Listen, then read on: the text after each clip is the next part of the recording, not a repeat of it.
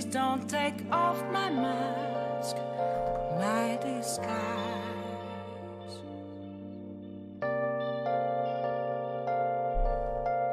Oh, come on. Ah, it's stuck! Door's stuck!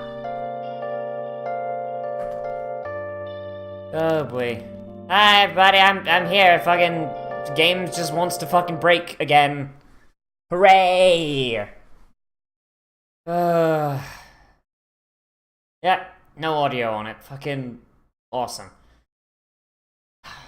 This game, some really weird technical issues. For like no fucking reason. Like it'll just decide like, hey, I'm gonna switch to the auxiliary port where there is nothing plugged in. And then switch back, but by then it's not recognizing the audio device, so... Oh boy. I love it. I love...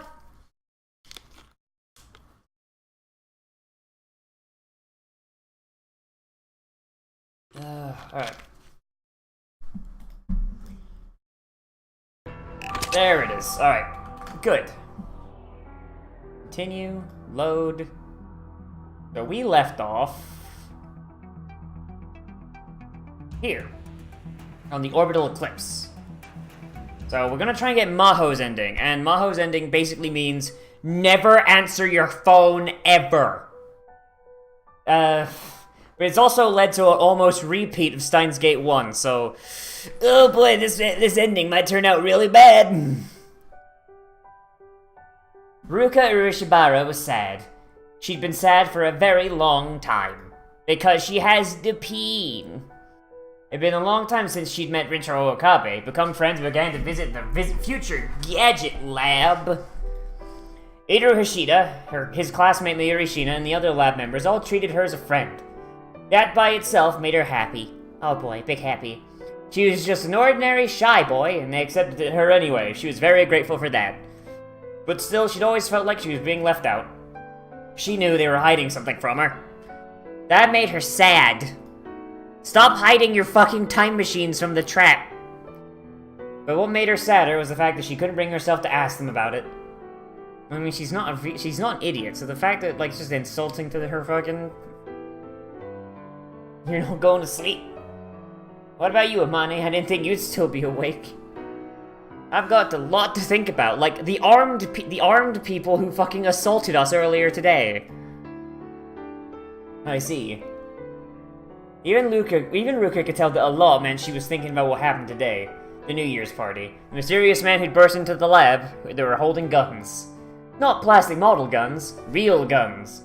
From Ruka's perspective, it's a mystery how they'd even gotten them into Japan. But they were real anyway. They'd had real guns in their hands and they pointed them at him and the others. Oh boy, it's almost as if gun control doesn't work. Spice. Bring in the spice. It hadn't seemed real then, but now the very thought made her shiver. If any of them had squeezed their index fingers just a little, she, Luca, wouldn't be here right now. Oh no. Like, I like how they're all just sleeping in the same bed, essentially. All snuggled up. Kagari moaned softly in her sleep. She must have been really tired of everything that happened today. She'd gone to sleep almost immediately after she'd laid down. Her short breaths had soon changed into moans. Oh my. How lewd. Mommy, don't go, Mommy. Was she dreaming of her mother? Mommy Mayuri. Well, that took a fucking turn. That's gonna require context. Even that didn't surprise Ruka much. She started calling out that name in her sleep several days ago. Kagari Shina, Mayuri Shina. First, she thought it was a coincidence they had the same last name, but... oh no, everyone's hiding things. She almost spoke, then stopped. There was so much she wanted to ask, but couldn't. She wanted courage, just a little. The courage to ask them to tell her. Fucking just be like, hey, Suzuha, stop being a shit. Tell me what the fuck's going on. She reached under her pillow and felt something hard. The cheap toy sword, the kind you could buy at any store. But still, it was her treasure. She held the hilt tight.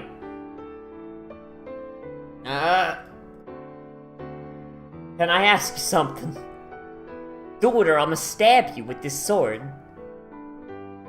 Suza sat up and looked straight at her. She was only barely able to stop herself from looking away. If she did, she wouldn't be able to ask anything. She touched the toy sword once more and slowly opened her mouth to speak. Amane, why do you call Okabe Uncle Ocarine? Dun dun dun dun dun dun dun dun dun dun dun dun dun. Fucking, or however the Phoenix Wright chorded music goes. Why do you call Mayuri Big Sis Mayu? Why do you call Faris Big Sis Rumi? Why do you call me Brother Ruka? When she says Mama Mayuri, she's talking about Mayuri, isn't she? Why does she call her that? I know you shouldn't be I should be saying this, but I think it's better that you don't know. That just makes it worse! What the fuck? Suzuha, she's like 70% of the way there, come on. It's being a dick now. You're trying to keep me out of everything again? I want to know what's going on. I want to share what all of you are going through. Brother Ruka, will you tell me? She looked at her straight in the eye for a moment, silently. Ruka simply waited. I think I understand the reason why Uncle Ocarine doesn't tell you anything. The reason what... Ooh! Oh, that's... Ooh. He wants you to stay completely part of this world. He wants you to be the one person who only knows the world as it is right now. I think that's what saves him. I'm what saves him? What? Yeah. But that's bullshit. Like 110%. Now that she told her that, she couldn't ask any more questions. Did Rintrou Okabe really think that? She didn't even know. In the end, she would never know anything. That would only make her sadder. Wow. Wow, Ocarine. What a fucking shitheel you are. The next day, after the attack, I'd arrived just a little before I was supposed to, and the person I was meeting was already there. It's all set, Nyan. Oh boy. Okay, but the seats near you empty for a while, so talk about shit like Nya. Thanks. And of course, Moeka. I sipped some fresh coffee as I observed the person in front of me. Moeka Kiryu. She was as expressionless as ever, and there's no way to tell what she was thinking. What did you want to talk about? How's your arm? My arm? Yeah, is it okay now? The girl in the motorcycle suit yesterday. She blocked Suzuha's kick with her arm. Suzuha told me later that her kick had landed pretty hard, and whoever it hit probably gotten hurt. That was Moeka. I don't know what you're talking about. I see. Okay, so it might not have been Moeka then. But I still didn't know if Moeka was innocent. Can I see your arm? My arm? Yeah, roll up your arm of your left sleeve, please. Why? Because I want to go see if you tried to assassinate me yesterday. Like, that should be like the first thing. Be like, look, someone pulled a gun on me and they're wearing a suit. And you were the only person that would have known. Like, basically, like bullshit your way around it.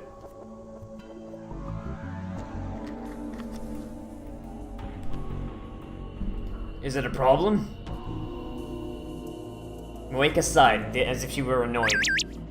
She didn't seem upset or worried at all, and that had made me worried. Why was she so because she's essentially a living Xanax tablet. Moeka rolled up her sleeve like I asked her to. Nothing. Her skin was a deathly pale white. There was nothing else. There was no bruises and no trace of her trying to hide something with a foundation. Of course, there was also no bandages. Thanks, you put your sleeve back. Alright, well that rules out Moeka. That's neat. Moeka tilted her head just a little and rolled her sleeve back down. Wait, someone beat me on Discord? I should probably set this to game capture instead of window capture, not gonna lie. I'll do that real quick, hang on. Oh, I'd already done it. Whoops.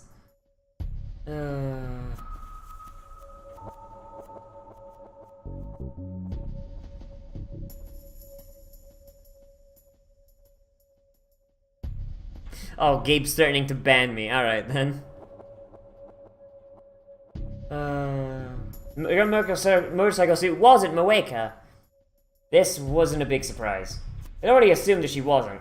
Come think of it, Moeka knew that Kaguya was with us a long time ago. There was no need to attack when so many people were around. Moeka had nothing to do with this. Knowing that for sure was progress. Yay! So what the hell is happening?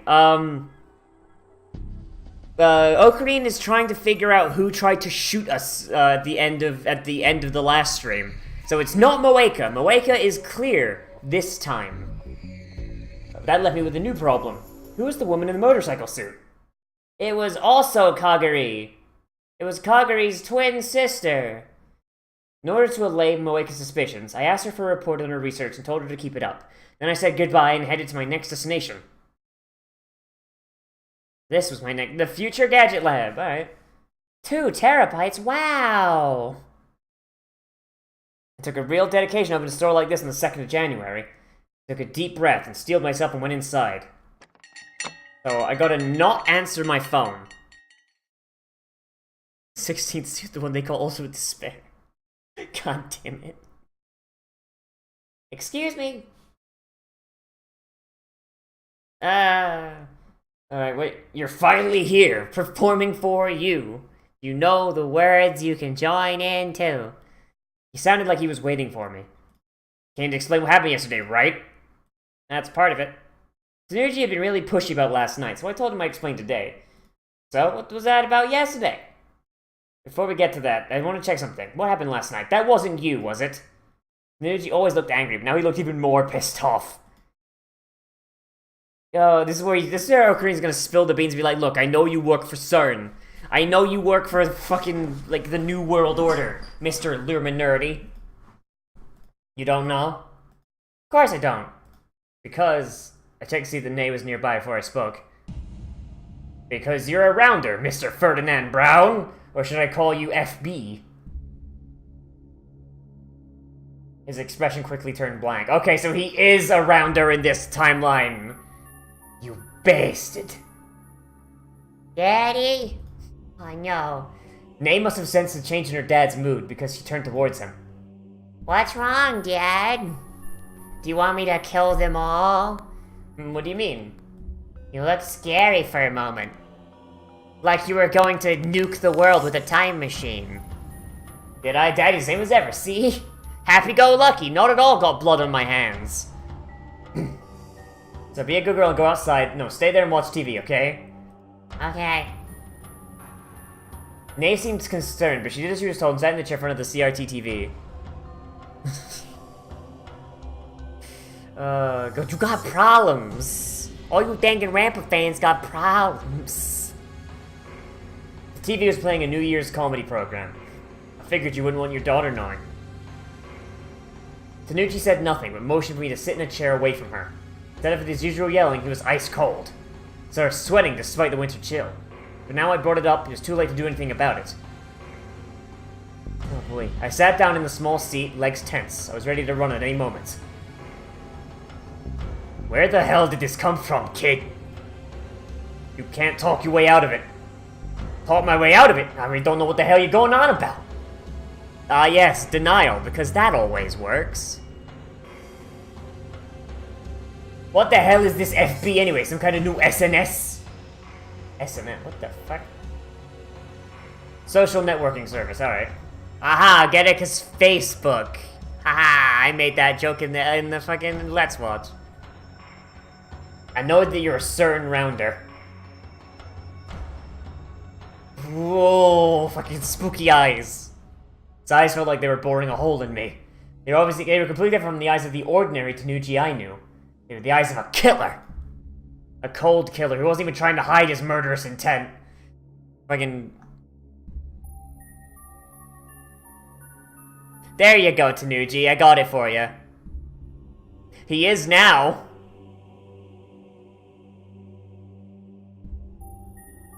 I guess it doesn't hurt to ask. Where'd you find this out?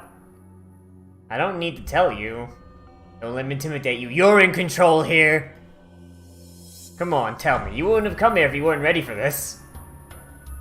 You wouldn't believe me even if I did. Don't be like that. Let's just have a little chat. God knows I'm not getting any customers today.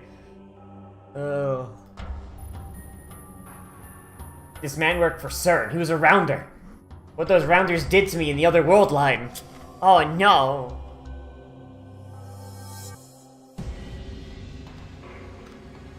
I mean, do you not have murderous intent in real life?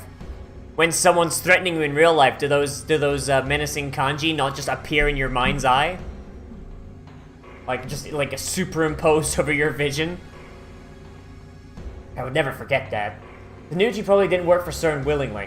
Probably had his reasons. At least that's how it felt in the Alpha world line. Of course, the Beta world line might be different. In this world, he never met Suzu Hashida, so how much of an effect that had in his life, I don't know. Tanuji was staring at me, not moving a muscle. Depending on what I said, he was ready to kill me without a word. That's what his body language seemed to convey. Fine, I'll tell you then, you bitch! Let's see if you believe it. Time travel. World lines, huh? I don't believe it. That's what I told you when we started. It doesn't matter if you believe it or not. What's important is that I know who you are. That's right. Nani? He admitted it! What you're saying is almost completely accurate. You know things only I'm supposed to know. Goddamn creepy, to be honest! By making Tanuji admit that he really was, I could assume I'd won the first round of this conversation. That's when things got hard. I know that CERN demands absolute secrecy, but they kill you not only if you fail in your mission, but if you succeed, too. CERN's always ensured their rounders died. And if they killed Mayuri, too... You know that too, then, huh? He slowly stood up. But this has nothing to do with your mission. He barely managed to squeak out the words. It's the same with your secrets. There was no leak. I knew them from the start. So there's no need for you to be punished. Am I wrong? Bullshit. Nuji's face is right in front of me. His green eyes are boring into me, and I couldn't even move. Oh no. But I guess you're right. CERN never told me to look for this IBN 5100 thing. Never told me to bring it to them. They didn't tell me there's no need for me to do it. And if you don't tell anyone I'm around, then that's the end of that. No problem. Tanuji was looking past me towards Ney, who was still watching TV. His eyes had changed from those of a beast to those of a parent. So, what is it? You told me all this because you want something, right? I actually want your help with something. Tanuji slowly waited for me to continue. Oh boy. I know about Steins Gate. What the fuck is that? What is Steins Gate Elite? I want you to protect Kagami Shina, the girl that was attacked last night. Who's after her and why? Don't know. And I can't do it. Because you don't want to involve your daughter? I guess you do know, and you never should have brought it up. She's already involved, isn't she? Do you think that happened last night is gonna happen again? You're using Ney as a hostage? I'll watch you whip. I'll watch me, Ney. I'll kill you, you little bastard. Oh no, time for death. Stay calm, lose it here and it's all over. Say, we should work together as nakamas. Yeah, work together, huh? There's a lot of downsides for me in that, ain't there? That's not true. Suzuha came into the store along with... Oh, go. Why does she look like Mikise? Why does she look like Kurisu so much? Like, what the fuck? What? Why? Are they related? Kagari. Suzuha, you were listening? Suzuha nodded. For instance, if you were to hire Kagari and I to work here, you wouldn't have to leave. The game that everyone will kill you to play. Oh, god damn it. It was close to the lab and probably safer. He could protect them while protecting Ney. Yeah, to be fair, so you'd get the hell out. Ney and I wouldn't have anything to worry about then. You two saw the faces of the attackers last night. You know what that means, don't you? Why does it seem like a redraw? Probably because it is. Probably because it is. There's a chance they might try to kill everyone who saw their faces. I've got combat experience. I know how to use a gun. You saw that yesterday. So I can help. I can assist with the shoot bangs and the guns and the pew pew. Tanuji rubbed his temples and thought for a moment, but... Daddy. Ney, who had been watching TV the whole time, suddenly interrupted. I don't know what's going on. Oh, fuck. But yesterday was scary. I don't want that to happen again. Oh, fuck. Oh, jeez, Rick. I was really happy when you protected me, but when I thought about you getting hurt, it made me even more scared. Oh no. Big sis Suzuha is really strong, and she protected me yesterday. Did they understand what we were saying? I want to be with them. Tanuki scratched his head and spoke brusquely. Just so you know, the two of you are splitting the pay! Cold. If you got a problem with that, then you can find another job. No, thank you, sir. Daddy. How many years does Nay have? Like 8? This is a good sign. Tanuchi was on our side. I could probably keep Kaguri safe. Thank you, Mr. Brown. It ain't for you, it's for Nay. Nay was already happily chattering away at Kaguri and Suzuha. As Tanuchi watched, his eyes were those of a father again. A father who can dismantle a fucking assault rifle in 3 seconds and rebuild it in 0.5 seconds. That's how we'll handle it here, Okabe. You find out who those guys were. Otherwise, there's nothing I can do. Got it? Got it. There was one thing to say it, but honestly I had no clues at all. I turned to go up the stairs to the lab, and Tanuchi seemed to remember something. Oh right, those guys are calling us some weird number. No, what? I think it was K6205 or something like it. K6205. Is it some kind of code? And the bastard pronouncing it thief instead of 5. It's some kind of accent, you mean? No, that's not it. It's a phonetic code. Military jargon. Military. My god. It's a Western code, too. Oh, no, it's the Americans! Oh, there you are, Ocarine. Mew. I came straight to the lab, where most of the people who were here yesterday had gathered.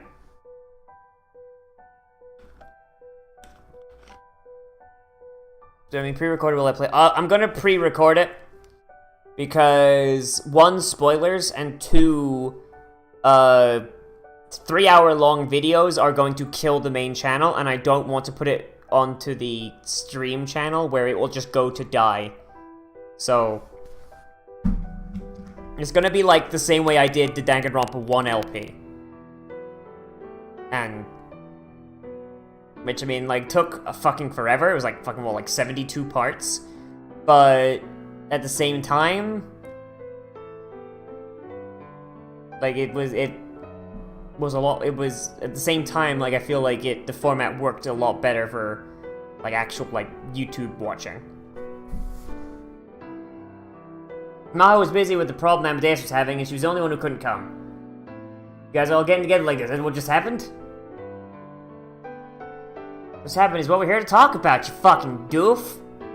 And then she said it'd be safer to meet in the same place instead of moving. They're not dumb enough to attack when we got our guard up, especially not in the middle of the day. It's safer to have everyone together than split up. Maybe they were right. Wherever they were, it was hard to imagine them starting something in Akihabara, Japan, in the middle of the day. I'm just glad you're all safe. Thank you for coming, Yuki. This is very important. No, I was really worried about hearing what happened last night. I'm sorry, man. Yuki wasn't here during the attack, but she come to see how we were doing. I still can't believe something that scary could happen in Nippon, the safest country on the planet! Even outside of Japan, it's not something you'd see every day. Unless, you know, America. Nobody who lived a normal life would ever see it. That's what normal meant. Yeehaw! Alright, I'm just gonna... Oh no, I tripped! Another time when I trip on nothing at all, I hate being so clumsy. Stop dying, Yuki! Ugh.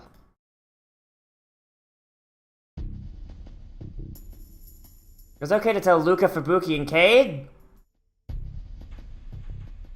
And then Maho. She knew that Carissa had been completed a time machine theory. She could definitely be interested. In the end, the conclusion I come up with was... So that's what happened. In other words, you think Kagure may have been involved in some kind of crime when she had amnesia. That's my guess. Oh, so you didn't tell anyone because you're you're a goddamn coward. So this doesn't feel right. Almost like you're lying to us. Even if it was hiding a lot of the truth, the fact remained it was mostly correct. So what we learned last night is that they're after Kagari and unlikely to hurt us. Why do you think so? They would have been able to take one of us hostage in that situation if they wanted to. Since they didn't, that means they want to try and keep this quiet. Dara and I reached the same conclusion. So that means as long as you don't cause a fuss, we're fine. That was a lie. It's like Suza said earlier, there's a good chance they might come after us just because we've seen their faces. It wasn't smart to say that and worry everyone. So I don't think it's a good idea for Nakase and Kirishima to come around here for a while. Taking precautions, I gave her a bodyguard!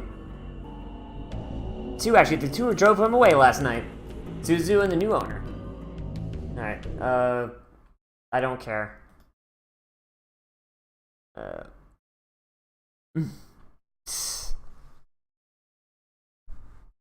Okay, I'm just gonna, like, just zoom forward a bit, because, like, we're hitting a point where I don't care.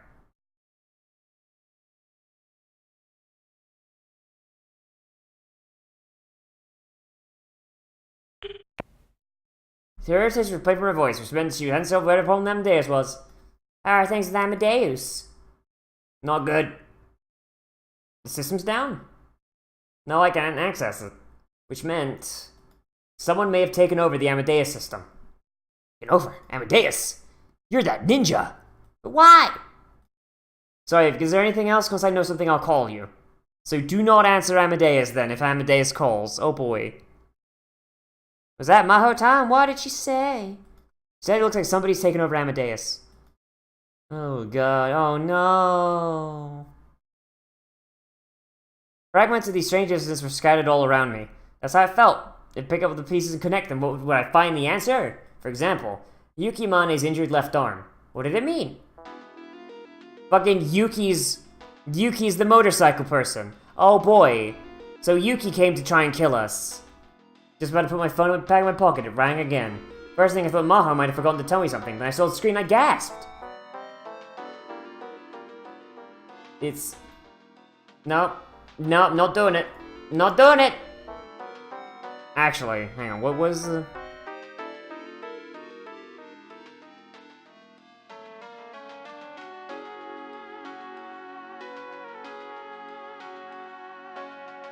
Ignore. Ignoring this phone call is the way to get the true ending. Dishonored 2, what the hell happened to that Let's Play? The game was shit. That's what happened. The game was shit. I hesitated a moment, and the call from Amadeus ended. My phone fell silent. It just wasn't as enjoyable as Dishonored 1. I just wasn't having fun playing it, so I just... And right after that, I finally felt incredibly dizzy, and everything went black. Oh no, the timeline is changing.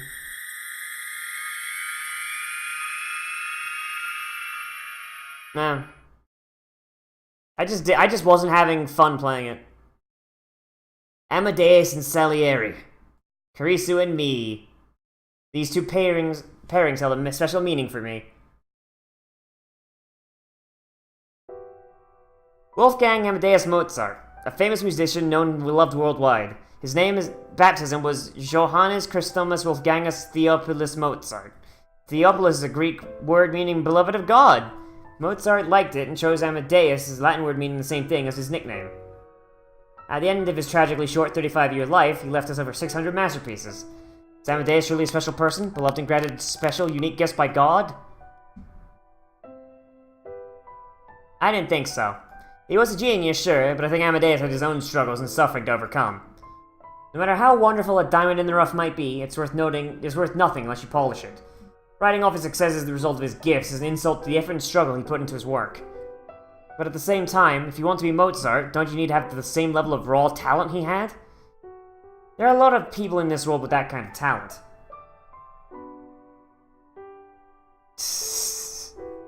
Teresa Makise. To me, that was her. You can feel her talent by looking at her. Her constant stream of new ideas is always a source of inspiration. I was proud to be able to work with her. But I didn't know what I meant to her. It was embarrassing to ask, and I hoped to get the chance to bring up the subject someday. But then on July 28th, 2010... She done got stabbed to death by an ocarine. And I lost the chance to find out what I meant to her forever. Oh no. Wolfgang Amadeus Mozart. During his life, there was a man very close to him who considered him his greatest rival. His name was Antonio Salieri. I took my account name on Victor Condra University network Salieri from him. The network got a big update a few weeks after Karisu died. That's when I chose it. I wanted to match the name of the software that Karisu and I had been working on before her death, which I still worked on to this day. There was no more meaning to it than that. Of course there wasn't. Of course there wasn't. The name of that software was Amadeus. It was Dr. Laskinen who came up with the idea of naming his neural network-based AI after the genius composer. At the time I thought it was a good idea, and I still do today. Oh boy. Amadeus and Salieri. Karisu and me. These two pairings held special meaning. Big special. I loved Karisu. I respected Karisu. I admired. Protect Madoka. Save Madoka. Madoka. Repo!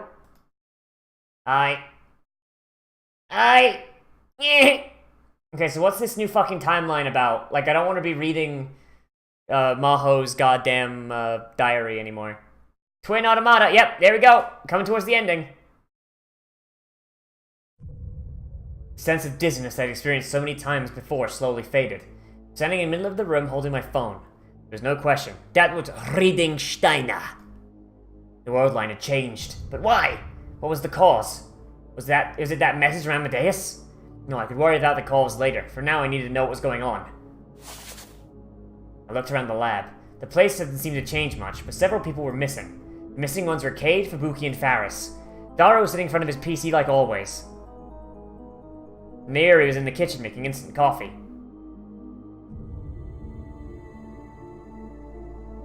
Did I hear in the intro last psychopath reaction? I hated this, something like that. There's psychopaths or something.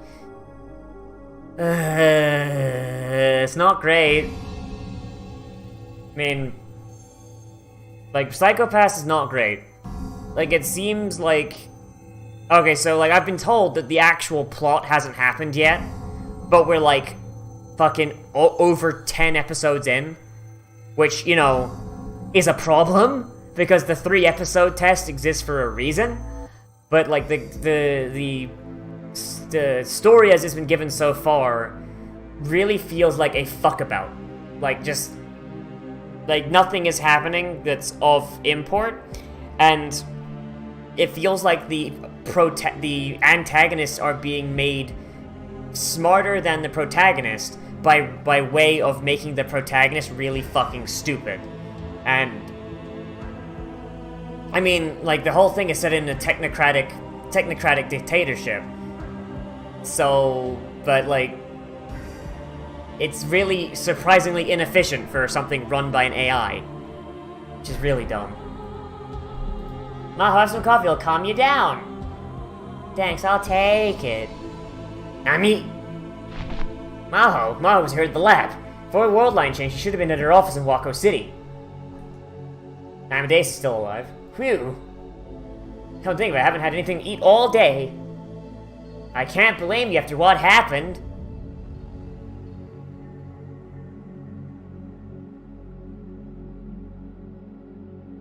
Why fasten your history just so people can decide into it? Well, no, okay. So here's the thing, though. Like, when these anime come out, right? Like, there's a week in between, right? So, people need to dedicate... Like, if people want to get into your show, they need to spend 3 weeks.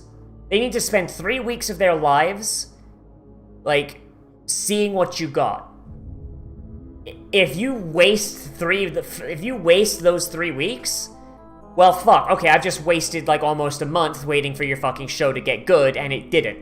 Well, fuck. If you wait until like the 12th episode and your story sucks, then you've wasted 4 months, 1/3 of a year, for nothing. You know, that's why the 3-episode test exists. Want some food? All we got is chicken wings and bananas, though. Or should I get a box lunch from a convenience store? Or maybe we could order pizza. I'm okay, I'm not that hungry. I'll need to change hotels too after what happened. I'll probably have to fill out some paperwork, so I'll be back later. What happened, Maho? Sure you shouldn't just rest for today? You look pale. You can stay in here in the lab if you want. Suzuha's not here, so you have the place to yourself. It doesn't for a while, and I learned there was something bad happened to Maho, and she was staying here for a while. Has something to do with Amadeus being taken over? Oh shit, son. Yaja, what happened? Maho, Dara, and Miuri all seem stunned at the question. What do you mean, what happened? Oh, I'm just having trouble taking it all in. What happened to Amadeus? Did you get the connection back online? I tried asking, but Maho just frowns. She didn't know how to answer. I mean, Amadeus wasn't taken over at all in this world line. Alright. There's nobody in the... Moe could carry you. Why would she be sending me a rhyme? Yes. What? I screamed when I realized that Moeka was right behind me, because she's a goddamn ninja. Where'd you come from? I was behind you the whole time. Sure, I may not stand out much, but seeing you look like you just ran into a ghost kinda hurts, you know? Were you here the whole time? Yes. Did that mean I told Moeka she could come into the lab? What was going on here? What do you mean, empty? She told me you were talking about the Brain Science Institute's office in Wako City. No one else was there? It's closed. Oh shit. Closed? Moeka's fingers race over the phone. I just explained this! There was a gas leak at the lab yesterday. The facility's been locked down until they can determine the cause. Dr. Hyajo and Professor Liskina moved their lab to Tokyo Denki University in the meantime. Jealous. Fuck. There was a gas leak yesterday. I didn't remember that. The road line change was altered to past. Damn it, the Russians have been using time travel to fucking make gas leaks. I just told you, remember that's part of it, but someone ransacked my hotel room this morning. So Moeka told me how to contact you. Did you forget? I'm glad you were okay. Did you run into the thief? No, I was lucky. You could say it's thanks to Kiryu. That was the only bit of luck we had. Not Kiryu Moeka, but Kazuma Kiryu. He was just there in his fucking disco suit, fucking cracking heads and throwing bicycles at people. So that's how. I understood how Maho had arrived here. That was a good tone for the Plants vs. Zombies. Let's say, how do you even fucking let's play Plants vs. Zombies? It's a phone game. You can't let's play that. Where's Kaguri? Dara looked at me again confused. Miuri smiled. I think she's in Wate right now. Hope she gets to see her family. Oh shit! Oh, that's not great. Yep, so Ruka and Ruka's dad and Suzu all went to see them. Suzuha's with them, so it'll be fine. Family Wate. Oh, things have changed more than I'd imagined. How the fuck did this go? Kaguri was in Iwata, that meant we hadn't been attacked last night, too. So instead of attacking Kaguri, they hit Maho's hotel room. Big death flags! This was getting confusing. I knew it would make her think I was a weirdo, but I had Maho explain to me what happened once more. From what she said, most of yesterday hadn't changed much. Maho, Daru, Fubuki, Kade, and Nei had all gone to Yanabashi Shrine. Okay. God, Suzuha looks so suffering in that fucking kimono. Rukiko, Mayuri, Kaguri, Suzuha, and Faris all helping at the shrine in their priestess outfits. That fit with what I remembered. But after that, we went to Rukiko's house and had a small New Year's party. And then Rukiko's father shared some surprising news with us. He found out that someone who might be a relative of Kaguri's still lived in Iwate.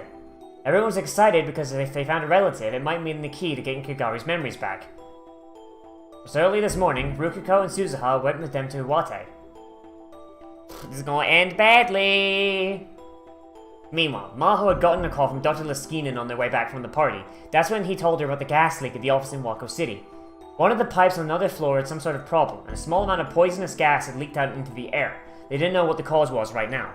Until they knew the cause, they decided to shut down the office for safety reasons. The Depending on what they found, it could take anywhere from a week to a month to resolve the issue. Okay. Maho had a lot of work to do because of the office closure, so she was working until morning. She went back to the hotel and slept until she was woken by a call around 10 a.m. Miss Curie was here to see you in the lobby, ma'am. That's right, I had the interview today, but I thought she was going to call my cell phone. The battery's dead. After all the chaos last night, I must have forgotten to charge it when I go back to the hotel. She'd fallen asleep without even changing clothes. She rubbed her sleepy eyes and left the room, wearing the same outfit she'd had on last night. She grabbed her bag, retailed a bunch of her documents and her computer, since she thought she'd need it for the interview. In the end, that was what saved her. Oh god, oh no!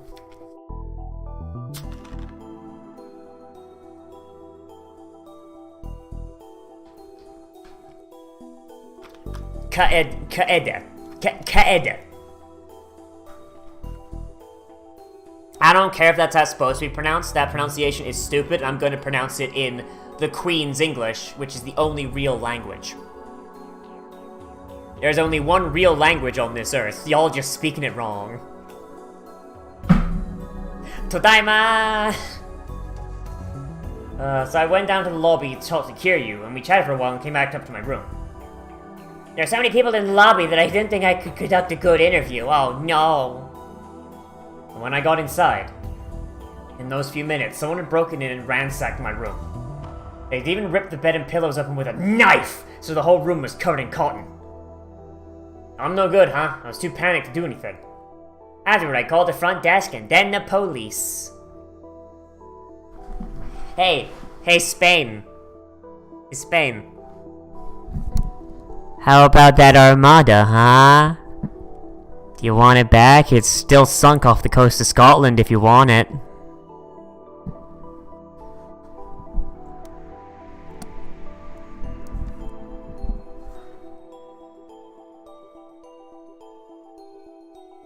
What kind of language can't even use an armada properly? I'm messing, man. After the police got done with questioning, Dr. Hiyajo still hadn't calmed down, so I decided to message you and have her arrested at the lab. Was anything stolen? The cops asked, so I checked, but I couldn't find anything. My wallet was in my bag, and she wasn't out of the room for long. That's right, so maybe the thief couldn't stay long. Knowing you, they'd probably be more interested in your research data than your money, right? Not have to worry about that. All the data and papers are stored on the university server. Nothing's kept on the computer itself. What about the other thing? The other thing? The laptop and the hard drive. It would have costed me $0 to not say it. Yeah, but that'd be $0 less than I have.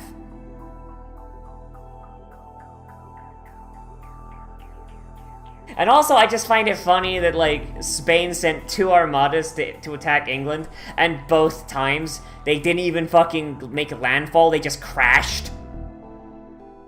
Like, England's, like, on the coast, like, getting ready with the boats, like, alright, guys, they're coming. The second we see them boats, we're sending the Navy out. And then they're just sitting there waiting, and just, like, check their watches, like... Guys, wasn't, like, the armada supposed to be here, like 4 hours ago? Did they get lost? Ah, oh, shit.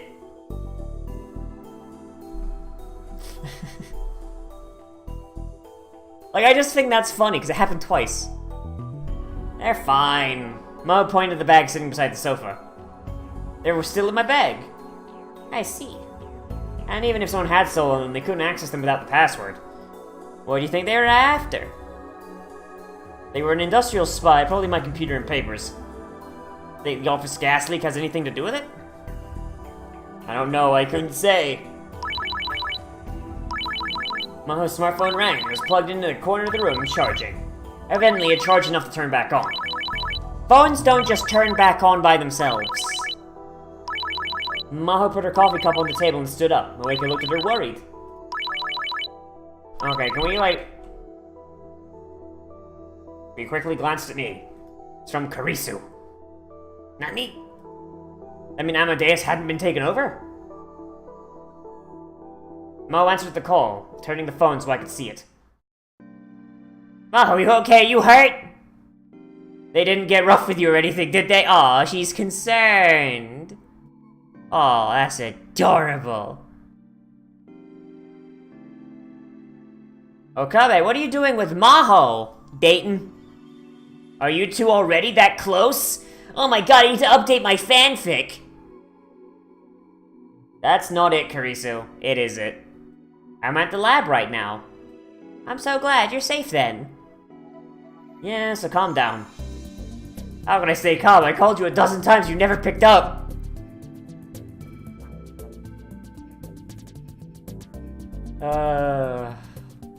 That's true.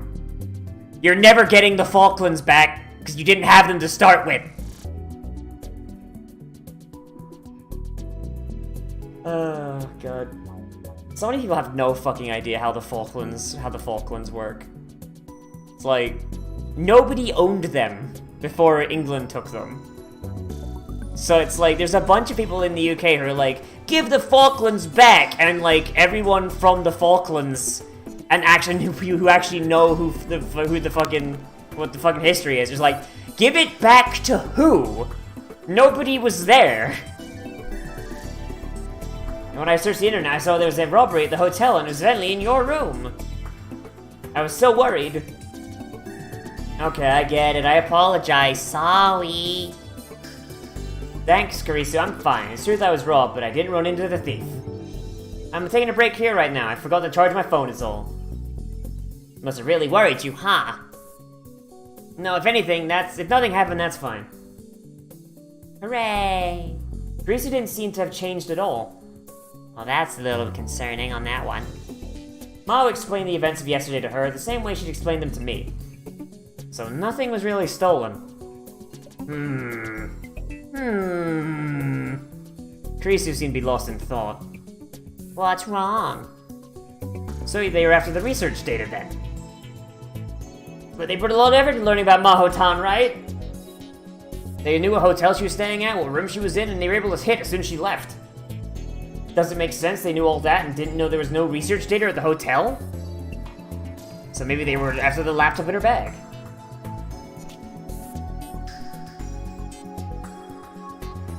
Yeah, that's not even like a thought. That's not even like a think there, my dude. That's like just correct.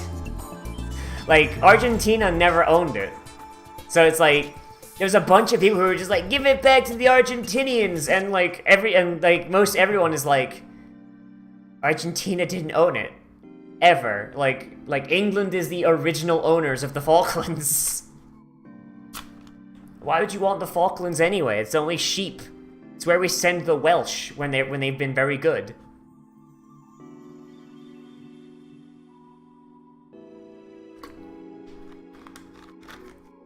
The only people who should know about that are me, Maho, and Okabe.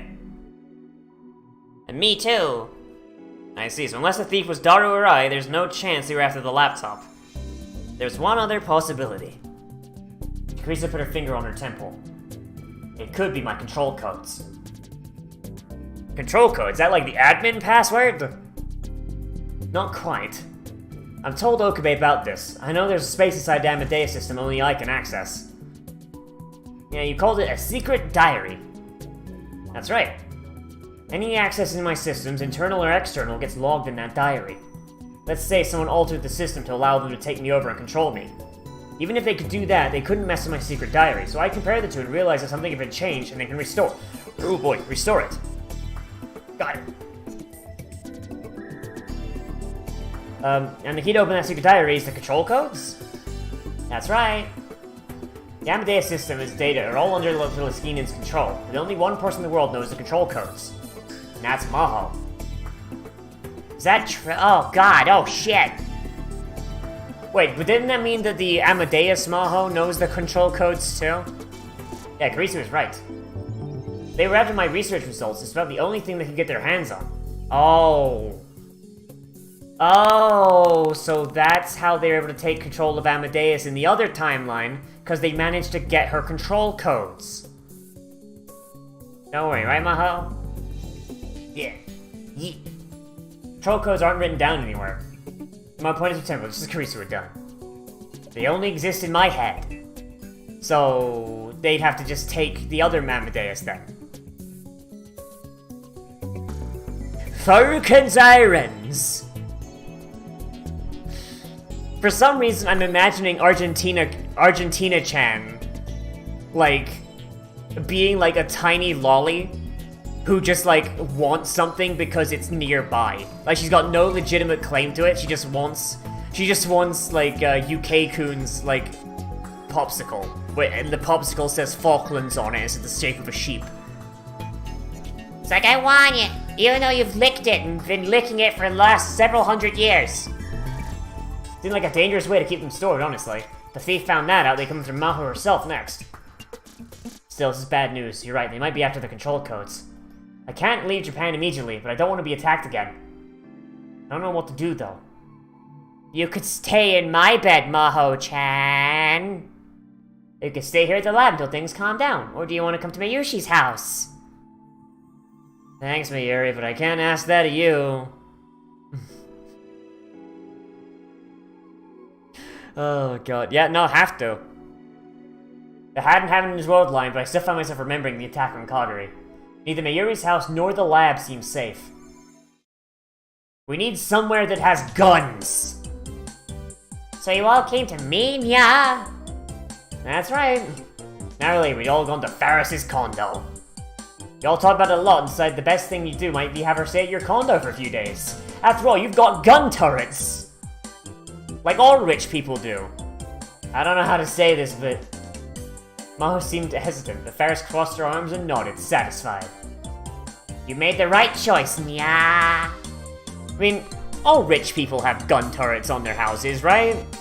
Break into a rich person's houses get lit up by the auto guns. That's how this world works. This condo's protected by the best security systems money can buy, nya. And Kuroki's here too. He fought in the war. There's so much black ink on his resume. I don't even know how many people he's killed. Nor does he. Not because he's under an NDA, but because he lost count. Hiroki? The butler you met at the door. He's a real butler. Yeah, but what does that matter? Hiroki is the ultimate butler. Yeah. I think Faris has brain problems. Oh god! It's a Danganronpa spin-off! The ultimate butler! Huh? I'll pass on any explaining any more than that. Honestly, I don't know the details myself. I didn't think it was a good idea to ask him either. Just an amazing guy, that's all. It's not a problem for Faris at all, nya. You can use the guest room in the back. You can stay for more than a few days, Maho-nyan. You can stay here as long as you're in Japan, nya. The fact she didn't say Jap-nyan or Nyanpon, you can make a pun out of that. Maho-nyan. What is it, Kiryu? Is Lassie stuck in the well? Japanyan. Interview. I need to interview Dr. Diageo. Oh, that's right, we're supposed to do that today. We can reschedule and meet at a coffee shop somewhere.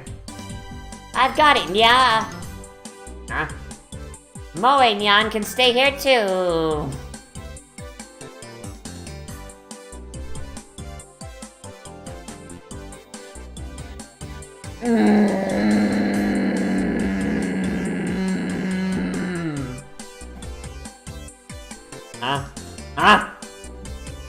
Nani? That room's plenty big for 2 people. And you'll feel better with another girl around, right, Maho-nyan? Maybe, but... How about it, Moe-nyan? Moeka's just like, I sleep naked. I sleep aggressively naked.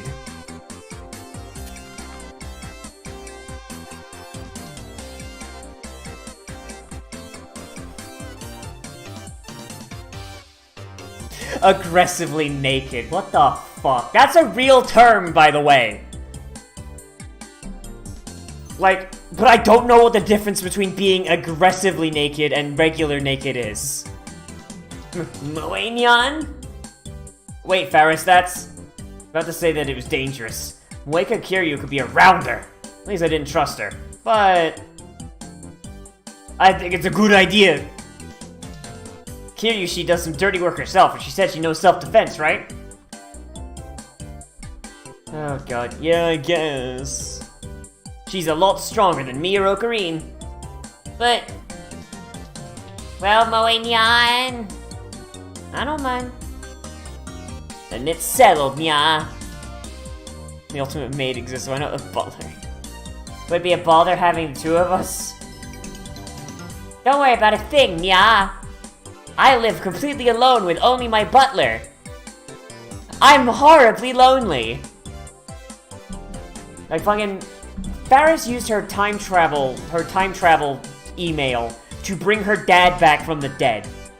Like, holy shit, Faris has to be so goddamn lonely. Faris was an only child, so it'd be like having a big sister and little sister, yeah? And Faris won't have to cry herself to sleep at night. Hooray!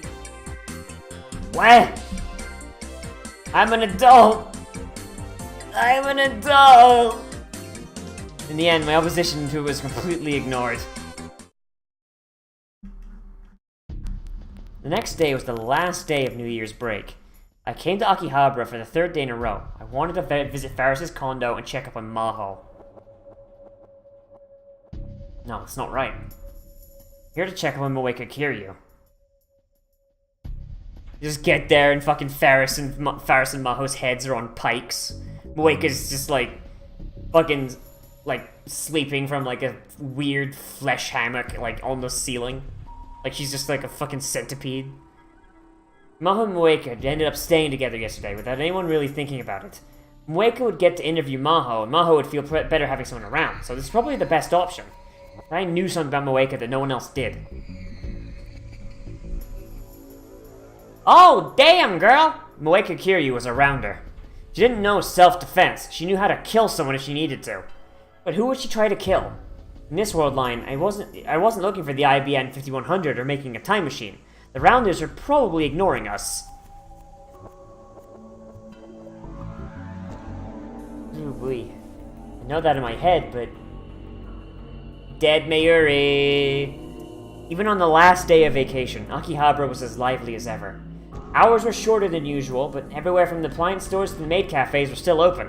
In fact, there were lucky bags and special New Year's sales that you could only get today, and some customers would come for those. The sidewalks were filled with girls in dazzling kimonos who'd come from the nearby shrine, just the usual Akihabara otaku. The place was even more chaotic than usual. Come to think of it, May Queen should still be open too.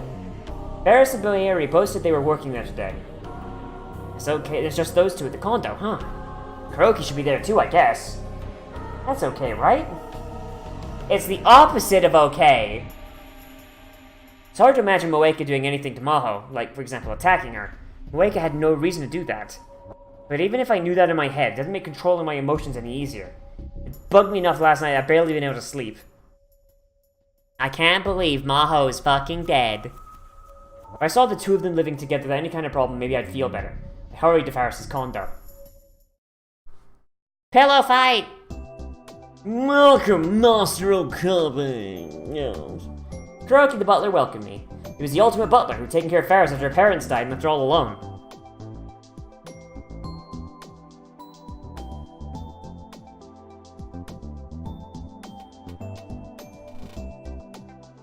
He still helped her in her work and was one of the few people she trusted completely.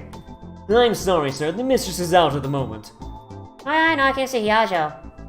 The two of them are in the guest room. Please, come in. Thank you. Let me know if you need anything, sir. You see, as per my mistress's request, I have made open for use 3 bumps of cocaine each. Kuroki spun around 180 degrees, the same train and effortless movement as always, and went to take the shortest path back to his room. Oh dear! Must have tripped because he staggered slightly and stopped. My apologies, sir. It's simply my Parkinson's.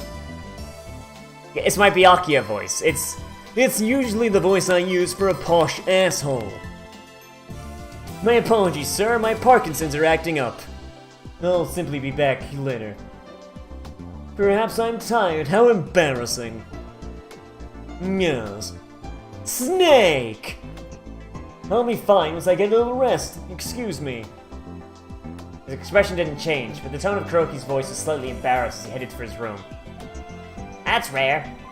He's usually so robotic, I can't believe I just saw him stagger in front of a guest. He said he was tired. Something been stressing him out? No, for now I needed to worry about Maho. Are you girls fucking in there? What the hell? I was stunned as I came into the room. It's definitely the same guest room I've been in several times before, probably. But everything in it had changed. First, how the bed was gone and been replaced by a big desk and a low Japanese table. Maho was sitting at the desk, glaring at the 16-inch laptop as she sipped coffee from a mug. There was a small laptop on the low table, and Moeka was kneeling directly on the carpet in front of it, legs splayed, tapping away at the keyboard. Behind them was a steel bookshelf, and I could see English language journals and fashion magazines sticking out of it. How in the fuck did they set this shit up? Byakuya will never not have this voice. You cannot stop me. Fun fact, it's also partially my liquid voice. Snake! As you can see, Snake, I've taken over Metal Gear. But unfortunately, I'm dummy thick, so the clap of my ass cheeks keeps disrupting the sonar. Snake! Until yesterday, this was in the guest room. In less than a day, I've been transformed into Maho and Moeka's workspace. I'm almost done. Can you sit over there? Maho put down the coffee cup without looking away from the screen, which is filled with complicated, constantly changing 3D graphs. Moeka tapped with the key silently, without even bothering to look at me. What the hell's going on in here? Did the world line change again? I tried to cover my mouth with my hand, but the two of them were so engrossed in their work, they didn't respond at all. There we go. Once she hit a stopping point, Maho spun around in her chair to face me. Hello, Okabe. She didn't seem to think anything was out of the ordinary. Did you come see how I was doing? That's nice of you. Yeah. Sorry to have you come all this way, but I have to go and wait for his interview right now. That's fine, but can you explain how this room got wrecked? Wrecked? I think it's quite a nice environment. Where do you sleep? Maho seemed to confused for a moment, but she finally seemed to understand what I was saying. It's dangerous to go walking around, so I have to do my research here, right? So I reorganize things to make it easier to work. Reorganized? This went far beyond what I'd call reorganization. Neither Daru and I are very good at cleaning, but we weren't this bad. Did you get all this together yourself? That's right, Kiryu said she'd write an article here, so we came up with a list of all the furniture and materials we'd need. Right? Fucking Moeka and Maho, best friends. Have to invite her to me and Maho's wedding, oh no. Oh god.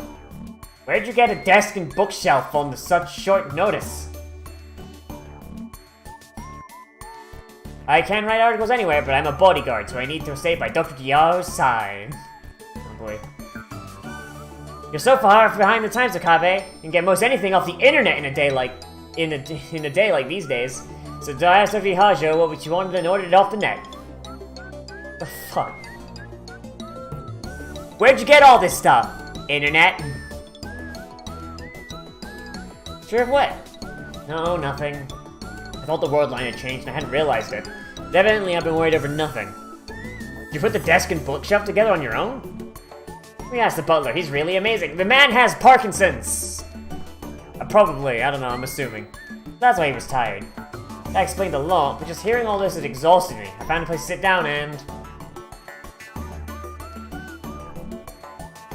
I caught my foot on something. I looked down to see a thick book, its pages open. What's this? Oh, whoa. Lay that there, because I'm gonna read it later. Make sure I don't turn any pages. Maho, what the fuck? This, Later.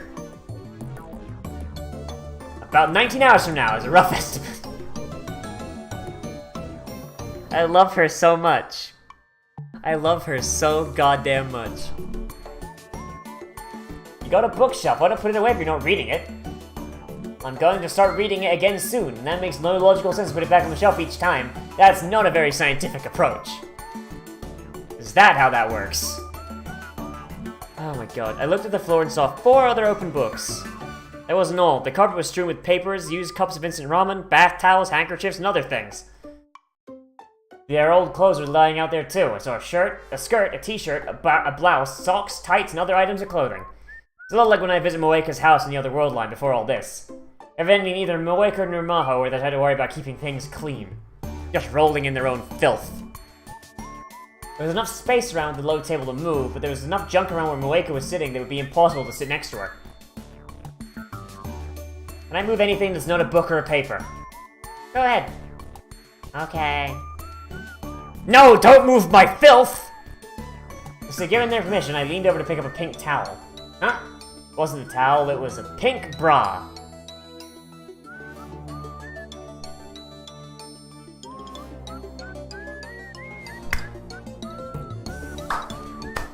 Oh boy. Nani! My brain utterly failed to process this new development, and I froze my hand, still holding it high in the air. A trophy! Moeka looked up at me blankly. I think blank is her default look. No, this is, well. Okay, that's mine. You can't go touching a girl's underwear. I couldn't help it! I screamed and threw the bra away. When Moeka glanced downwards, her cheeks were slightly flushed. Her hands quickly moved to cover her chest. I didn't mean anything by it! Is she not wearing a bra? Is she free-balling right now? I tried as best as I could get out of my mind. I found a space in the corner that was relatively clean and sat down. Alright, can we just get to, like...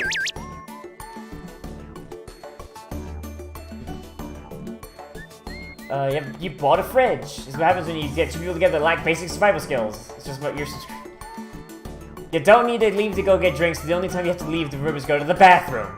And even then, I imagine they'll probably find a way around that one. It's called a shit bucket. For a thing that's space maximized for creative output. Huh. Looked like I've been worried over nothing after all. Nothing else, Moeka didn't seem to feel any animosity towards Maho, and Maho seemed to be enjoying the company. But the two of them picking up furniture together honestly seemed kind of kawaii as fuck. I'm glad I came to check on things. I'd be able to sleep just fine tonight. With my task completed, I could have just left, but I decided to stay and watch the two of them a while longer. Alright, Kiryu, ready to start the interview?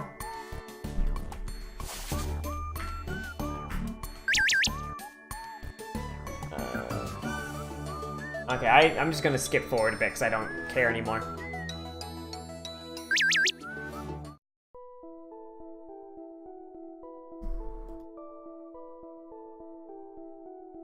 Okay, I'm just gonna go for it. No, she didn't.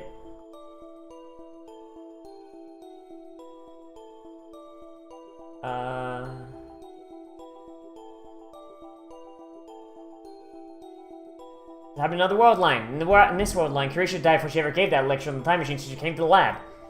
Now, I must have been mistaken. Don't forget things off track. Don't worry about me, I'm just fucking brain dead. So, in this world line, yeah, so... Oh boy, she never even gave the interview. So where did we begin? Let me see. Research in artificial intelligence began at the same time computers were born.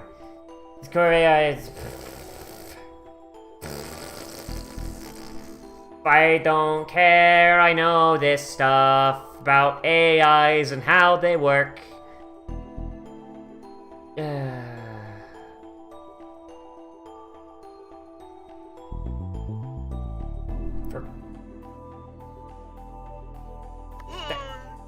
Thanks for the host, Gabe.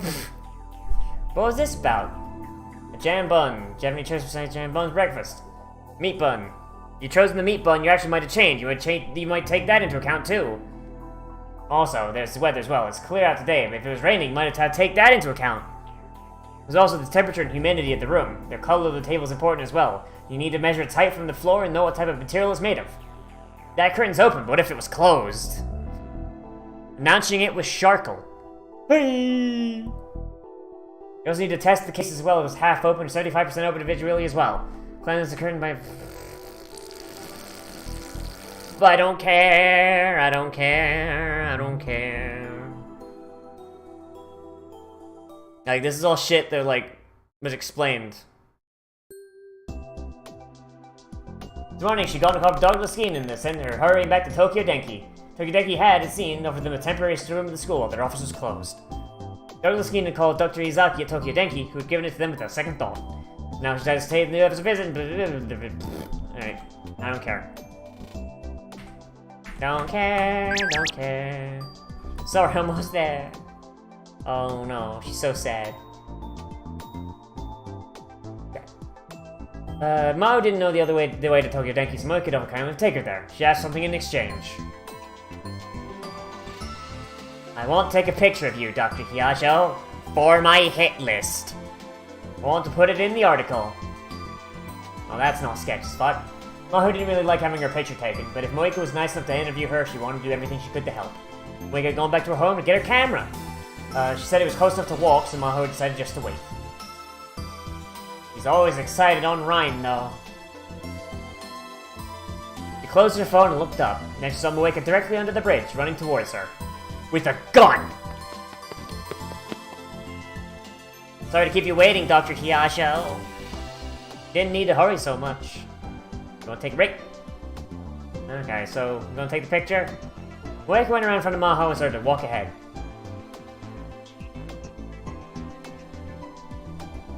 Oh boy. The year had just started and the subway was empty. Maho decided to take a closer look at Moeka, who was standing next to her and grabbing onto one of the handles. Moeka realized she was being watched and tilted her head. She took out her phone and started to type. Maho's phone suddenly rang at the bottom of her bag. She just shoot a Ryan message. What's up? I see, so we can talk on the train like this. It feels strange talking to you on Ryan when we're right next to each other. You didn't look like you were doing very well. It might have been my imagination. Moeka's expression didn't change much, but Maho thought that didn't mean she had no feelings. She looked at Moeka's thin, pretty eyes. She could see the interested observer of many things.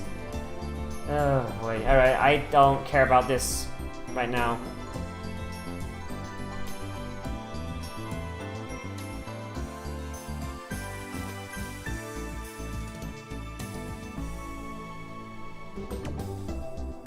Moeka seemed to steel herself and turned towards Maho. Hi. Yeah, Joe. Thank you for your help with this. Yeah, you too, Kiryu. Train arrived at the station. Okay, can we have some stuff happen now? School's on break, so blah, blah, blah.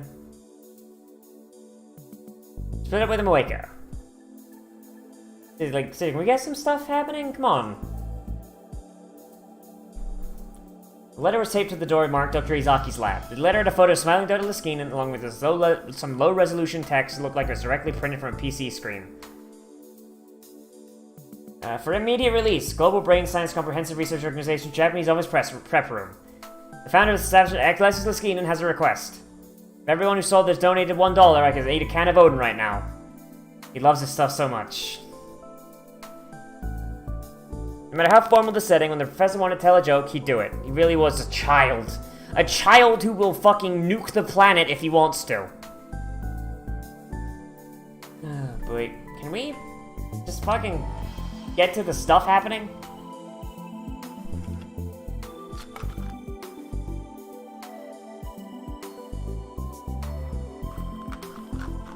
Professor clapped his hands and laughed. Oh boy.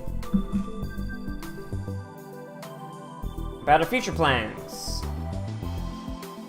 Okay.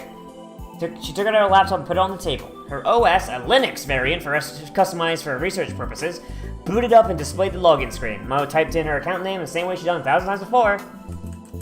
Only to find she'd been banned. Banned for posting CP, but really she was just posting her own nudes.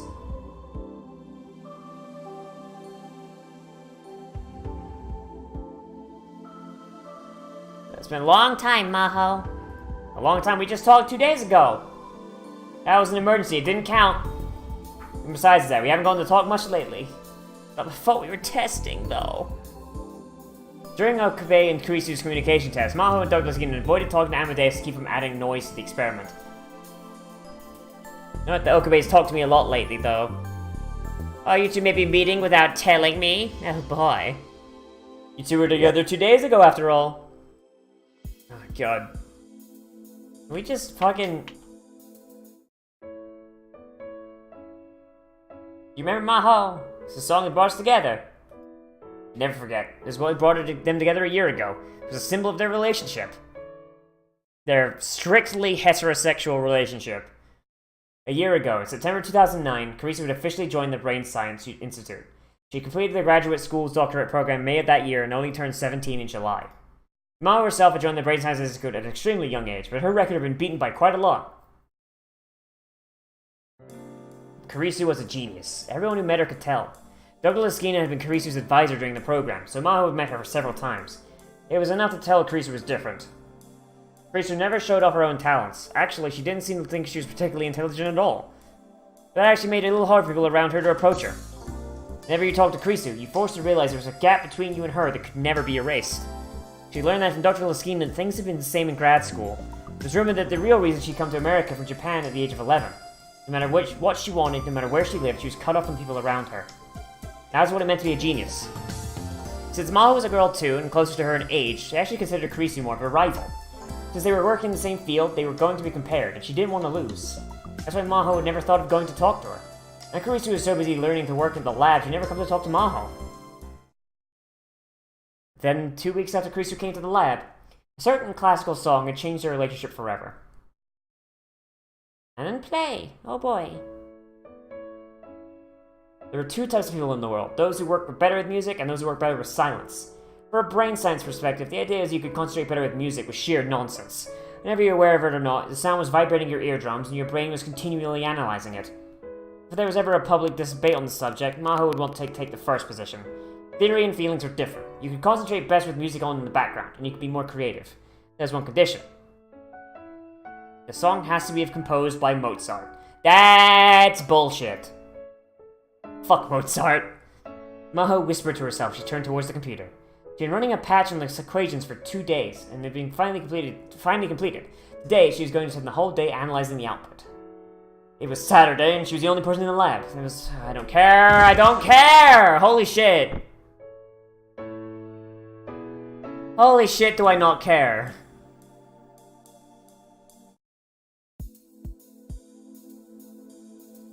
Fucking... So when her folding umbrella was crouching by the side of the road with her phone out. When Maho approached, she saw a flower bloom between the rest of the asphalt and the shrubbery. Moeka was trying to take a picture of it. Sorry, Kiryu, I'm done. Oh no. Oh, them some fuck me eyes right there. Jesus, like, hey kid, you want some candy? Moeka looked up and opened her mouth hesitantly. Hey, Ajo. Maho was happy that she said her name. You were taking pictures of the flowers? Yeah. Yeah. Moeka nodded and looked back towards the ground. There's a shiny flower blooming in the asphalt near the shrubbery. There's no other flower like it in view. The wind must have brought it here. The flower's color was striking. Something, perhaps the rain, made it look sickly. Moeka took a picture of it. And another and another.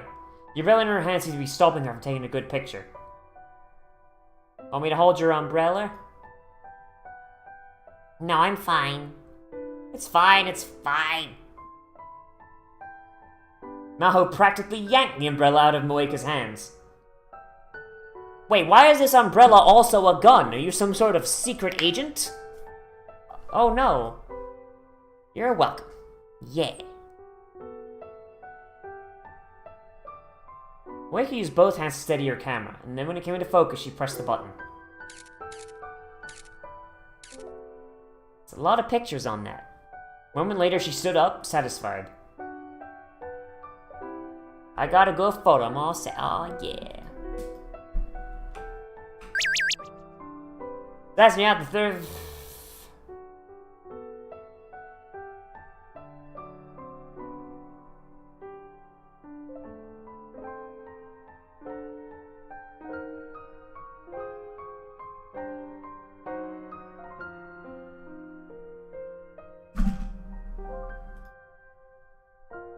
Yeah, what the fuck are you talking about?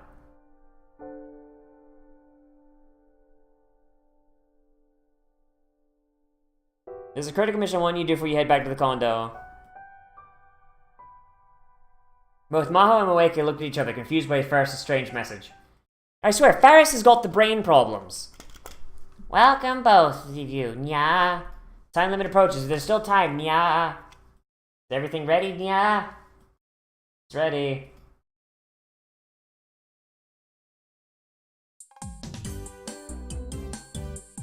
All night Cinderella girl secret party, shockingly sleepy confessions. Nya! Okay, what the fuck? Moeka, what the fuck? Like, Maho's got like that cute panda onesie. Ferris is wearing just a normal nightgown. And fucking Moeka looks like she's ready to get some dick. What the fuck? What in the fuck? That's not pajamas, that's fucking lingerie. Ugh. What's wrong, you two? You're super low energy, nya. What's the matter, fuckers? Tired of winning? We don't get many chances to have a girls' night. Let's have fun, nya. I guess we can. But I didn't think that the important mission you had for us was skipping dinner. Two of them were suddenly gone to a message that Ferris is having a girls' party that night. Ferris had asked them to skip dinner so they'd have empty stomachs for the party. Both Maho and Moeka had done so. Oh boy. Okay, eat whatever you want, nya. I bought something for a little pricey for the cakes and ice cream, nya. Ferris started to rummage through the plastic convenience store bags with a smile. Normally, Ferris acted like she was rich, and in fact, she was rich. Oh, fuck. Ferris acted like she was rich, and in fact, she was rich, so she could have easily purchased the most expensive cake that either of them ever tasted. Now she realized the right cakes and ice cream for a party like this were the ones you go to convenience stores, and purchase them there without any hesitation. Now I thought there must be one reason why the customers and maids of May Queen admired her so much. She'd been working short-staffed at the May Queen since the start of the year, and must have been hard, but she wasn't showing any signs of exhaustion at all. Oh, Jesus. Fucking, I swear, what the fuck is wrong with Ferris? Like, does she have the brain problems? What's wrong, Maho Nyan?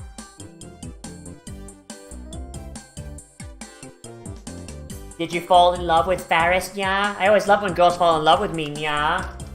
The back of my neck just fucking itches, holy shit.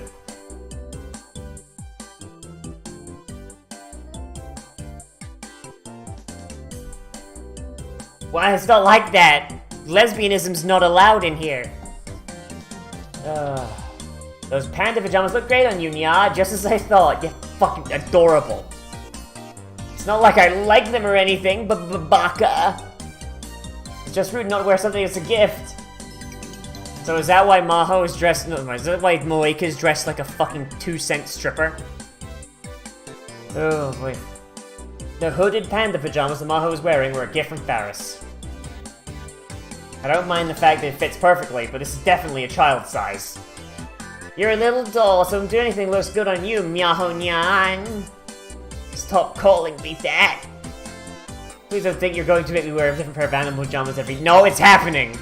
Different animal every day. Maho Nyan, can you read minds? How'd you know I already had a week's worth lined up? Just as Maho was starting to realize the Ferris was just toying with her, the butler steps in with all of them on a rack. Moeka was covering her mouth with her hand, trying not to laugh. Dare you! How dare you betray me?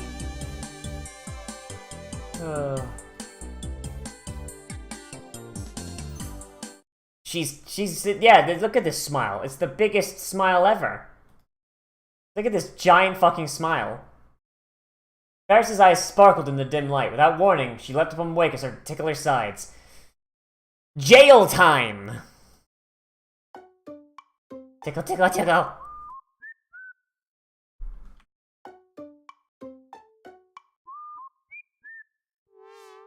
Okay, can we just... Party lasted exactly 2 hours and they talked the whole time. Ferris talked the whole time, Maho and Moeka would occasionally answer. Mostly Bever's girls talk about fashion and romance, but these girls weren't interested in those things. Instead, they talk about work in their futures. Moeka planned on dying.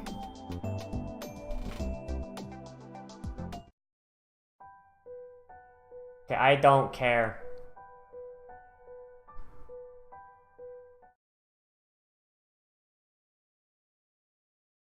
She realized Morgan Ferris during her shock. Oh boy. So it's kind of... I am me. Maybe I am. Make her smile a little. Oh, God. God damn it, this is... Oh God, crime is happening.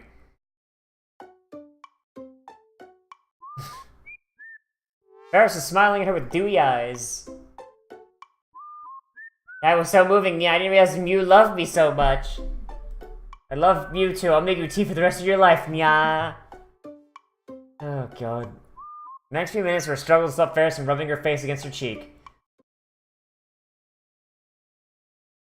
Oh boy, back to the sadness. This is what I signed up for.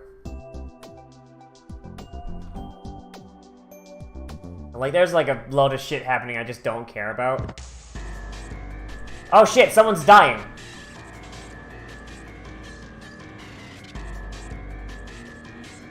Miri, take care of Kyoki. Okay, what happened?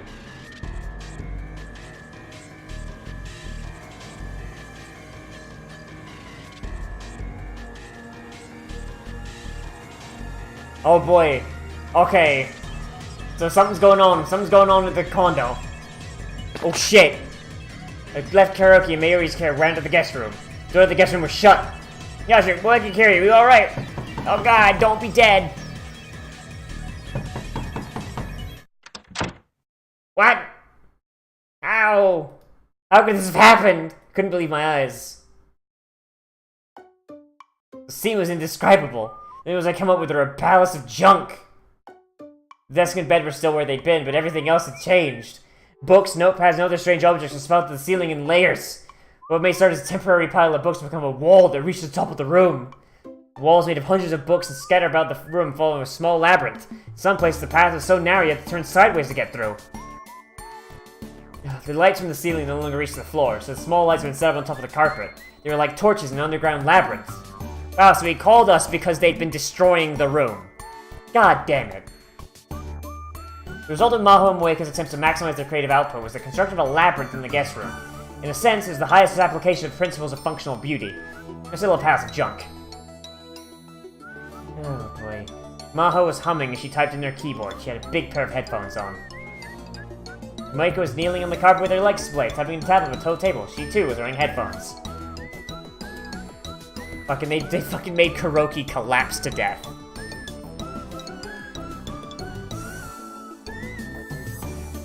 Fucking, I swear to God.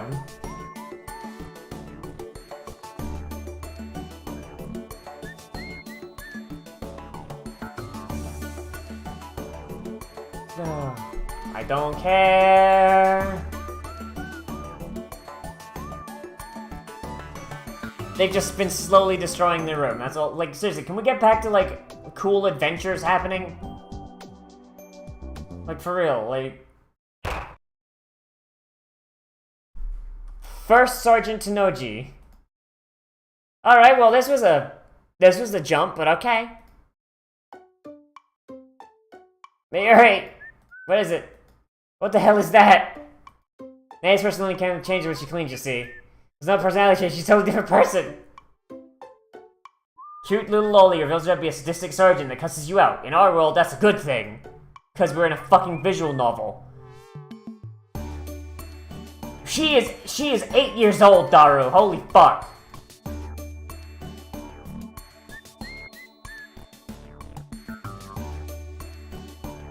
Mistress name for every word. God damn.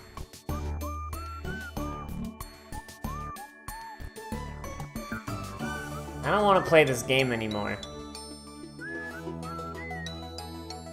I don't want to fucking play this game anymore, man.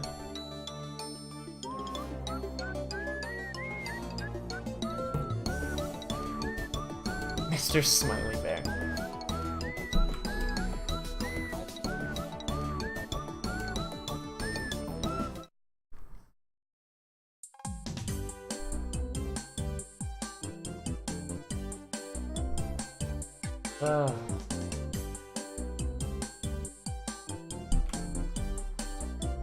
Yeah, so that whole thing there was because they couldn't keep a fucking room tidy. Thanks. Anybody else forgotten it? Fucking... Like, there's so much, like, redundancy. Like, going on. Like, it's like...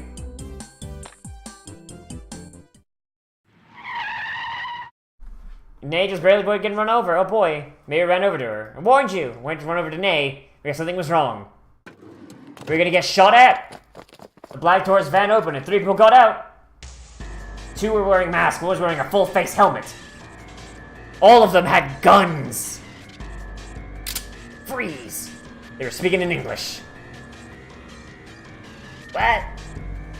Oh no, the time and place were different. But it still happened. This is the same thing I've seen before. Why? The flashback froze me in place. So this always happens no matter what the world line is, huh? People with guns ignored Mayuri and Nay. They came straight for me and Maho. They said they had to be after one of us. I was probably the one who's got the fucking world-changing AI, right? Forced myself out of the flashback and grabbed Maho's arm, to force her to run. But... just run! I pushed her hard. Run! Use your little tiny baby legs!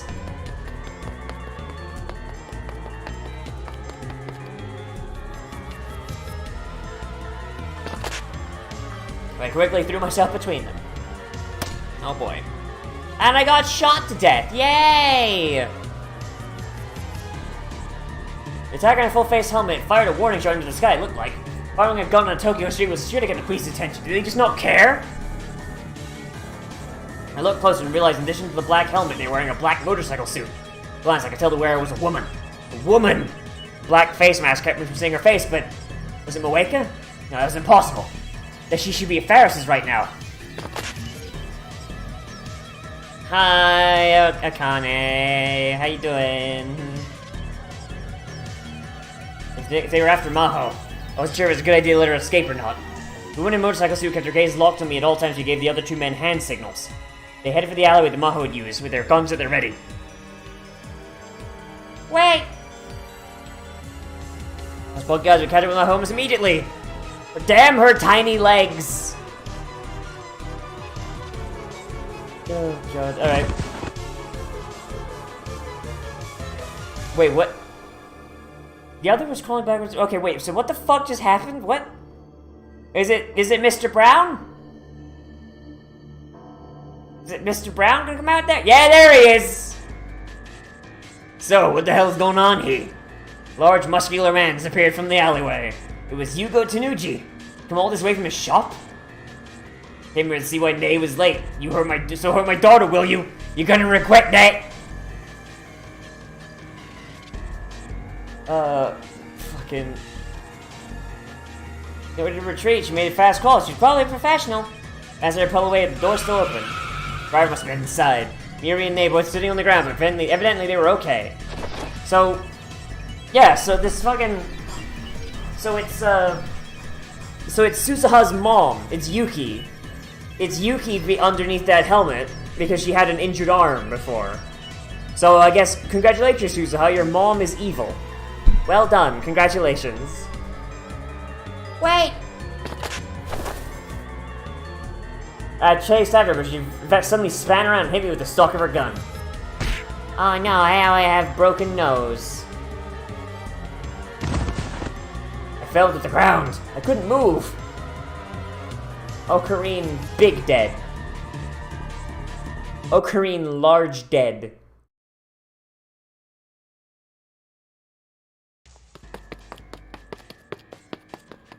Well, she got away at least. Maho just kept running. She had no idea what was going on, but with the way Okabe had acting and the gunshot she'd heard, something was... They were the bits mad! Something really bad was going on. She prayed for Okabe and Mayuri's safety as she ran towards Ferris's condo. I need to tell everyone! Some North Koreans, oh no. She could just get there, she could find Ferris, Kuroki, and Moeka. Maybe they could do something. Before she reached the building, she saw the black van before her coming down the street. I feel like maybe she ran a little bit too far. She quickly turned around. She started to lose hope. The van was moving around. Had Okabe and the others been captured? Are they now looking for her? No. Never! No, that can't be! Oh no! She felt herself starting to cry. She raced for the station.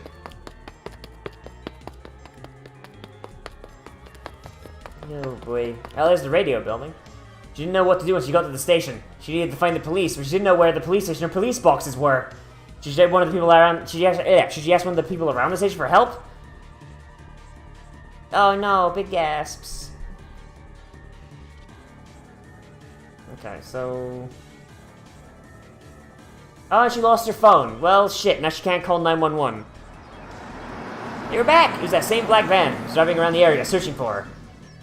Well, you're really small. Find a locker to hide in. You're quickly hid behind a nearby coin-operated locker. Where did my phone go? Did she drop it when she was running? She retraced her steps before she left. Oh. Then she realized she'd been talking with Okabe just before she left the condo. After she'd lied about having to make a call, Okabe had brought her her phone. Then she left it on the desk. It was probably still there. Ooh. Now I'm big screwed. Fuck.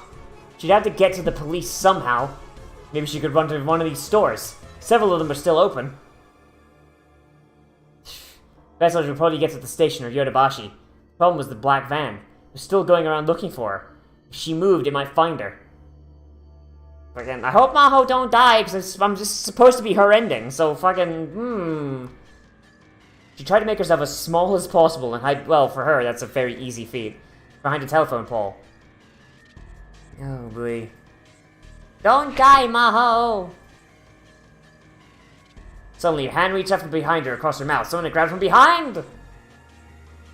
Who is it? She tried to yell and rip it off, but the hand wouldn't move at all. She couldn't even move her head. All she could tell was it was a man's hand.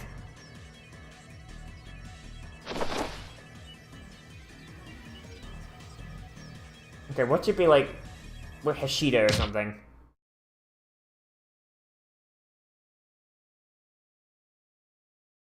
Oh, no, it's the Skeenan. Professor! Shh. I am here to tell you that I am doing crimes. Big crime. It was Dr. Liskinen. He was holding a solar reflex as if in great pain, but he smiled at her. Hooray! So you know self-defense. I'm impressed. For someone so tiny. Probably same as you. That's it. End the night by going to Maid Bar when they were attacked by armed men. Me too. I thought so. We can assure these were the same people behind the gas leak at her office and the raid on your hotel. They might be after Amadeus the control keys. I see. What do we do now? He thought for a moment and caught his breath. Evidently, pain from Maho's elbow was receding. Can you access Amadeus right now? No, I didn't bring my phone. Okay, let's go to the office. The new office? Liskinen nodded. If we don't know what they're after, then that'd be nothing we could do. But if they're after Amadeus, that can make this much simpler. We'll delete the access program for Amadeus that exists in the university network. Now, as soon as that's done, get back to the States. We'll get you some protection. Like the Second Amendment. Yeehaw! Bang bang! And then there's nothing they can do. But... Is there a problem? But then I won't be able to be in this visual novel anymore. Okay. Okay. Honestly, Prisma said the exact same thing.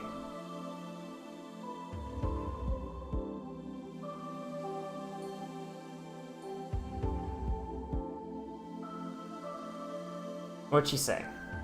If I'm Amadeus, then Maho is Salieri. Oh boy, this fucking ham-handed fucking bullshit. That's right, Karisu said you were the failure rival. Maho's mind went blank. Karisu said that? What did she mean? Oh, Jesus. Maho felt a tempest raging within her mind, but for now she needed to focus on the work in front of her. She can focus later. Okay, so... So they're gonna delete Amadeus from the university? We're not deleting the real Amadeus. Let's finish this up. Fucking take Karisu out back and shoot her. Oh. Who we got? Oh no, Laskinen's fucking dead! Oh shit! The true villain is now dead! By the time Maho looked up, it was all over. Dr. Laskinen was fucking dead. She could see bloodstains spreading over his clothes. She didn't need to check. He was dead. Hey, he's dead! Who is it? Is it, or... No, it's Reyes! Hey, there she is. It's been a while, Maho. Oh boy, time for crimes. Dr. Reyes pointed the gun at Maho and smiled. You know what I mean, right? It means there's a way to avoid killing me, doesn't it? Oh, jeez. The system finally booted and Karisu appeared on screen.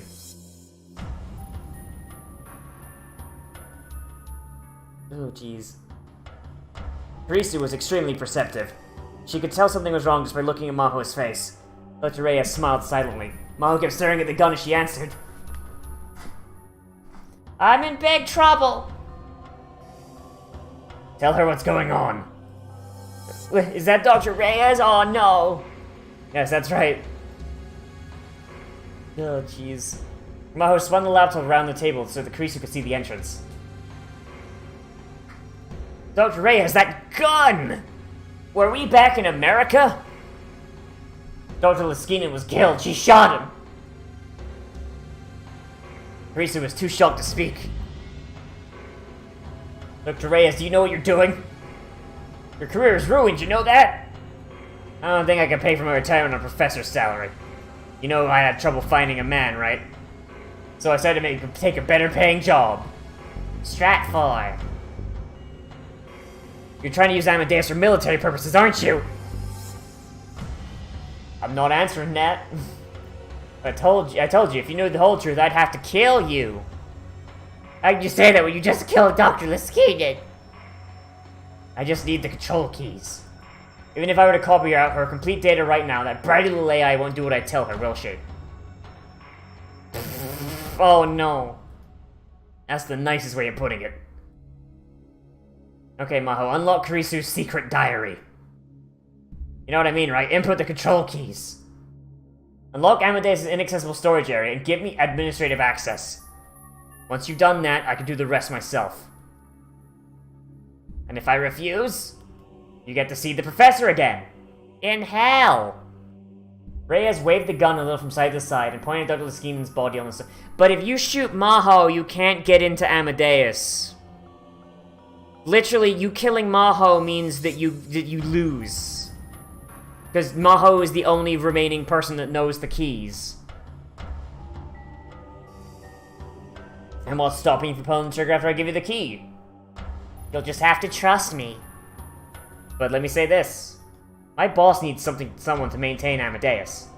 You're thinking of changing jobs, I can introduce you. Oh, fuck off, Reyes. Maho glanced back at the laptop. Karisu was staring at her, worried. Maho! Now hurry up. Maho! Oh, God! Alright. Oh, jeez. Maho! Karisu, I'm sorry. I don't want to die. Maho closed her eyes and started to sing. La la la la la la. Oh god, it's a song. So the control key for Amadeus is a Mozart melody, huh? Classy. Happened as soon as she finished singing. The expression disappeared from Karisu's face, and the background of the display turned red. Oh god. User identified as top-level administrator Hyajiro Maho. Received melody code will now be matched with the database. Initiating match, match complete. The identified melody code instruction is to initiate patch command 555. Patch command 555 requires a password entry from a top-level administrator. Issue password confirmation. Password confirmation complete. This override code will allow for the password entry to be skipped if a patch should be applied. Oh boy. Why is this even a fucking code? All access to Amadeus except for this terminal will be shut down. You're saying shutdown. Shutdown complete. All access to Amadeus except for this terminal has been shut down. Continuing processing. All executing process will be shut down. Anytime nerve circuit logic will be shut down. This is shutdown complete. Oh boy, shut down the brain. Just turn the fucking brain off.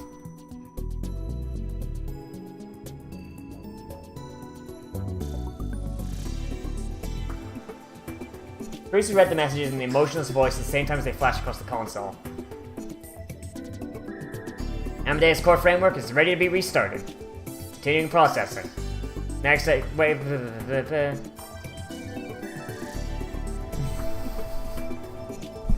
Maho looked at Ray. Why do you need to take away the crossbow? She has a gun. It's me. Initiate voice recognition. Recognition complete. Professor of Psychosociology at Victor Condor University, Dr. Judy Reyes. Initiating new top-level administrator. Initiating registration. Registration complete. Administrator list has been updated. Hooray! Amadeus system is must be updated to allow access to an inaccessible area. Warning, all access will be automatically shut down until the update is complete. Warning, this update may not be cancelled. It will take approximately 15 minutes for the update to complete. Warning, when the update is complete, the system will automatically reboot. Warning complete, continuing processing. Oh boy.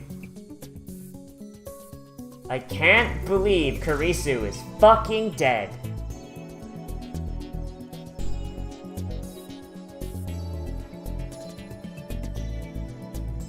Oh boy. Maho sighed and sank into the sofa. Good work! Hooray! Well done, you've betrayed your country! She felt something cold and hard at her temple. She didn't need to look to see what it was. Reyes was pointing the gun at her. Take your hands off the keyboard and put them above your head. You tricked me, didn't you? Don't be like that, come on! Hands above your head, you're just gonna die! Yes, that's right. I'll keep my promise to introduce you to my boss. I'll tell him I got the perfect girl to be Amadeus' maintainer. And just... What's to stop her from just fucking sabotaging Amadeus then? Just let her leave if you fucking don't want to kill her.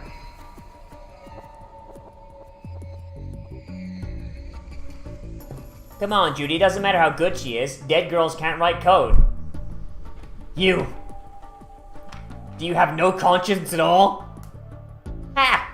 Conscience is for suckers! I don't want to hear that from the girl who tried to hand over Amadeus to save her own worthless life! Not try. You already did, didn't you? Once the reboot is complete, Amadeus is mine! Kurisu will be my slave! Maho, you can look down from heaven and watch as she happily licks my boots. Man, that's fucked. It was all over then. Maho slowly closed her eyes. And then she heard another bang as Suzuha swang in through the fucking window. Now pray. Maho squeezed her eyes tight and prayed. Please, God! I know you're probably mad I'm asking for your help after all this, but... give me a chance, come on, God, you owe me one! Like, I made something so you didn't have to, come on! I've proven you can take a day off with the whole playing God thing. And then... she heard the sound of a door being flung open and opened her eyes. The door that led to the hallways was now open. No one was coming in. Told you not to let anyone in! Reyes was angry, but there's no answer. What? Reyes raised the gun at Maho's temples a little bit, suspicious, and something came flying in from the hallway. It's a chair!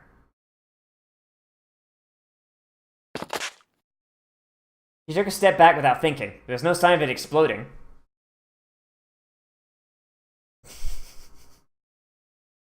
What's this? It's a large dark green and shaped like a tank for carrying liquids. Maho thought she'd seen it before. It'd been in the corner of that lab. An anti-tank mine? No, it's just a replica, but why? Future gadget! Gas grenade! As this white fog poured out of it, she couldn't see anything. What the heck was going on? Someone appeared right in front of Maho. Oh, hi, Moeka! This way! Moeka dragged Maho through the fog and out the room. She was finally able to see again. She could hardly believe her eyes. Those men! There were 2 men with guns lying on the floor. Were they with Reyes? They took a closer look and realized the outfits were similar to those of the men in the van. And they were fucking dead! It's okay, I just stunned them. To death. What are you? There's no time to explain. For now, we just need to get out of here. This way, the elevator's been shut down. We'll take the stairs. Good cardio. Maho ran over after Moeka. What are you doing here? Okabe told me. Is he okay? As they ran down the hallway, Moeka turned around and nodded slightly. Medeus got in touch with me via Okabe. She told me that you were here. Risu told you? Well, I mean, now Kurisu is dead. Like, we've officially killed Kurisu. Before they could run down the stairs, Moeka suddenly stopped. Maho barely avoided tripping as she quickly came to a halt. There are footsteps coming up the stairs. Hide! Hide and don't pay attention to the gunshots! Deafening noise erupted at the wall above as the stairs were filled with holes. They'd been shot at, and they weren't ordinary guns, they were automatic weapons. Moeka readied her own weapon, preparing to fight. She leaned out just a moment and fired. A counterattack came from below. Yeah, go! Fucking, this is Japan. People just run around with guns. Have you ever fired a gun? You're from America, right? That's just, like, standard? I mean, like, when you're born in America, they just hand you a gun, right? Just at a range. Fucking, of course. Take this. Moeka drew a handgun from her belt and offered it to Maho. If someone comes up from behind, shoot the fucker. Shoot the gun. Moeka pressed the gun into Maho's hands and kept firing. All this time being an American will finally pay off. It felt heavy. It was a Colt government model. She fired it many times at the range. She held the grip with her right hand and flipped off the safety with her left. And she tried to pull back the slide, realized her hands were shaking. Oh boy. It was no good. She was too scared to shoot. She knew it was pathetic, but she lowered the arm that was holding the gun. It was kill or be killed right now. She knew that. She still couldn't do it. She wasn't brave enough to point a gun at someone. She didn't want to survive that badly. Coward! Coward! When she was facing death, did she still try to survive? Did she do whatever she could think of to cling to life? Maho was sure she did. Kurisu Makase that she knew wouldn't have given up until the very end. But then, why wasn't she still alive? It was something that Maho had never thought about. If Kurisu couldn't avoid death, how could she? I guess I really am Salieri. It didn't mean for Moeka to hear her. All I could ever do was be jealous of Amadeus. He wanted to put that brave face on at the very end. Tried everything I could to keep up with her. Oh no, big sad. At the very least, when Dr. Reyes found her cold body, she could greet her with a smile. But I couldn't. You can't beat someone who's beloved by God. The gunfire stopped suddenly. Moeka was hiding and swapping out a cartridge. She glanced over at her. Cartridge? What? As in, like a single bullet? Did she not bring magazines? No! Salieri wasn't jealous. It's possible for someone with talent to respect someone with even greater talent. That goes for you too. Salieri poisoning Mozart was just a rumor at the time. The movie took that rumor and added to it. That's what Kurashima said. How did you... Heard you talking to Okabe and wanted to know the truth for myself. Did Salieri hate Mozart so much he wanted to kill him? But...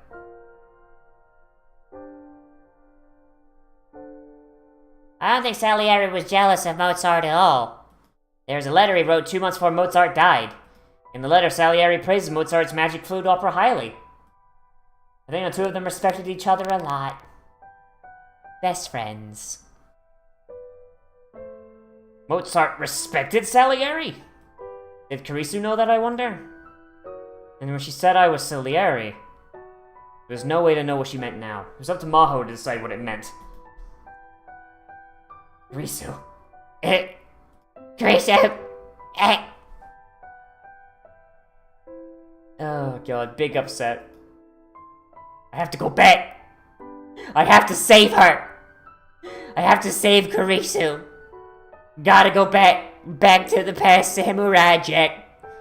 Awaken nodded and threw down her gun, then took something that looked like a green soda off her belt. Oh man, delicious, thank you. Stun grenade. Close your eyes and ears. Yeah, just close your ears. Just clench the fuckers. Weka threw it down the stairs before Maho could respond. She quickly covered her eyes and ears, and then she heard the boom.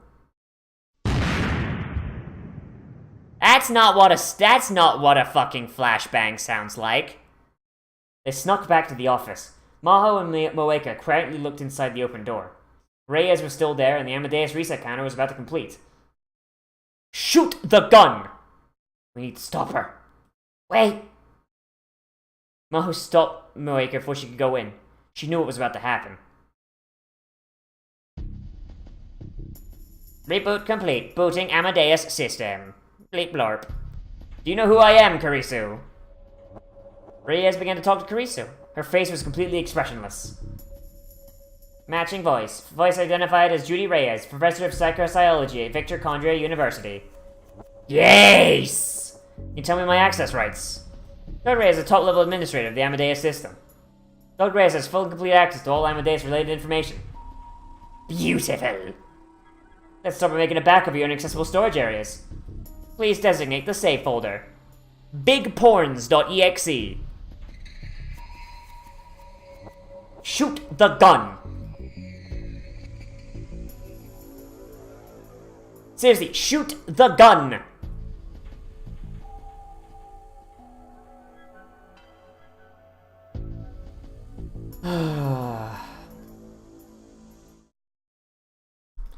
Did you really think I was gonna say that? Wait, what? Bamboozled the whole time? What? Suddenly, Karisu's mechanical, emotionless voice suddenly regained its humanity. She was clearly pissed off. What? The Mozart melody was the control key? How dumb do you have to be to believe that? How was Maho supposed to do updates at the lab then? The professor would record it and play it at every party. What? Moeka's eyes were wide with surprise as well. Maho grinned at her. She'd known this whole time. She'd known that Reyes was a piece of shit. You're kidding me. Nope, you just got punked. Get out here, Ashton Kutcher. Of course, there's not a single byte of data on that USB drive. But no system messages. She's an AI, she can fake those. Fucking Jesus. She was trying to buy time. So it made it look like your plan was succeeding. Those his messages were just every bit of nonsense I could come up with. That was it. Maho was worried, but Karisu had figured it out. They'd known exactly what each other was thinking. She'd been a little amused by the A10 nerve circuit logic, though. Where'd she come up with that? Okay, hang on. Was that, like, supposed to be, like, a gotcha right there?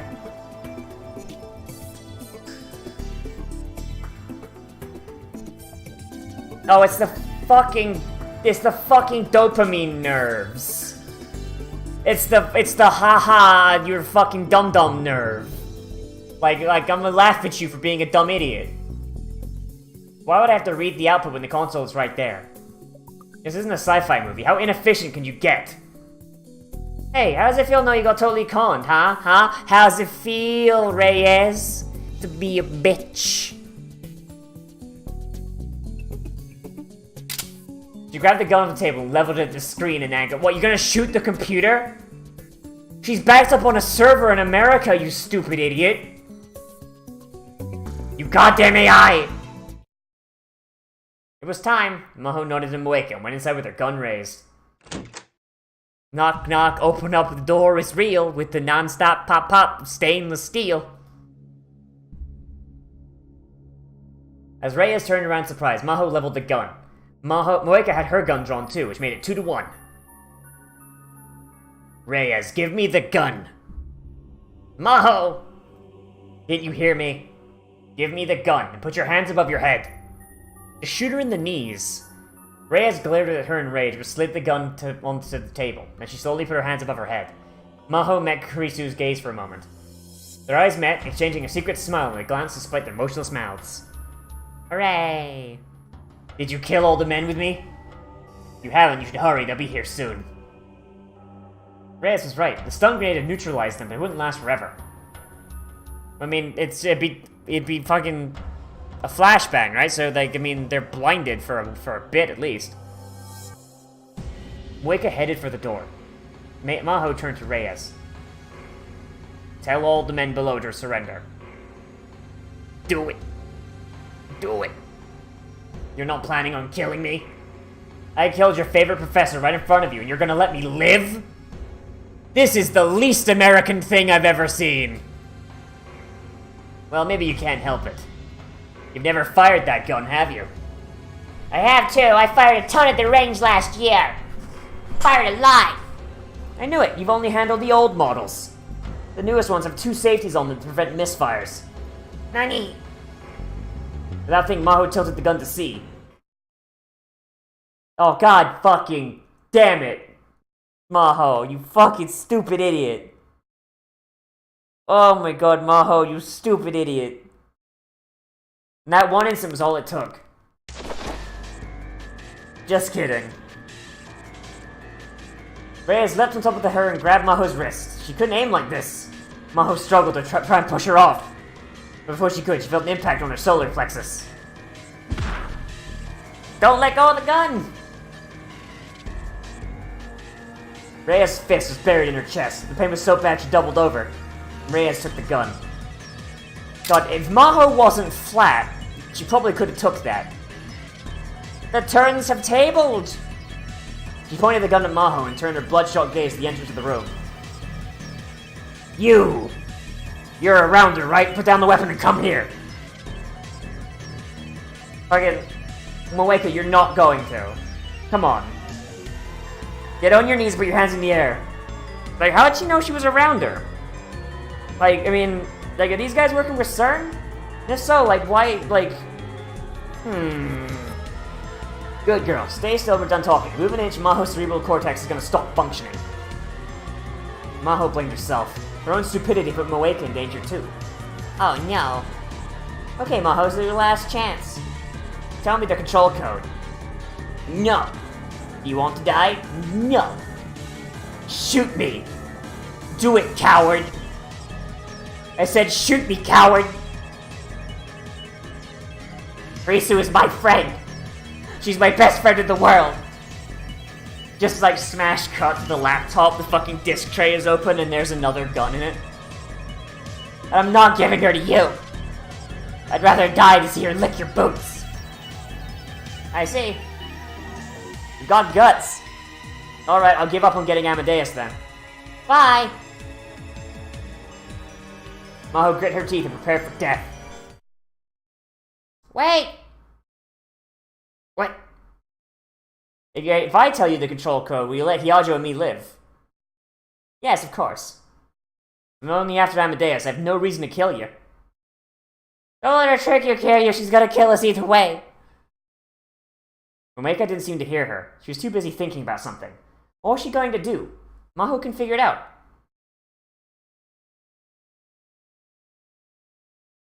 Amadeus, prepare for control code input. Alt-it. But how'd you know that? No way! Werfeld. Stop it, Kiryu. Nicked. Control key confirmed. Shifting system to emergency mode. Executing patch program specified by the control key. There will be no confirmations issued during processing. Please be careful when using this patch. Waiting top-level administrator Maho Yaja's orders to execute process. Waiting top-level administrator Maho Yaja's orders to execute process. Bleep bloop, bleep bloop, bleep bloop. Amadeus' mechanical voice filled the room. Ow! Rhea's lips curled into a grin. Bingo! I guess you shouldn't underestimate a rounder's ability to gather information. Okay, Maho, say go! No! I can't. Say go, Hyazo. You need to if you want to survive. Fucking goddamn it, Moeka, you sack of shit! You fucking sack of shit, Moeka! Reyes turned the gun towards Moeka with no hesitation. Bang! Shoot bang! Moeka big dead. Oh dear, your friend's bleeding out. She'll die if she doesn't get treatment.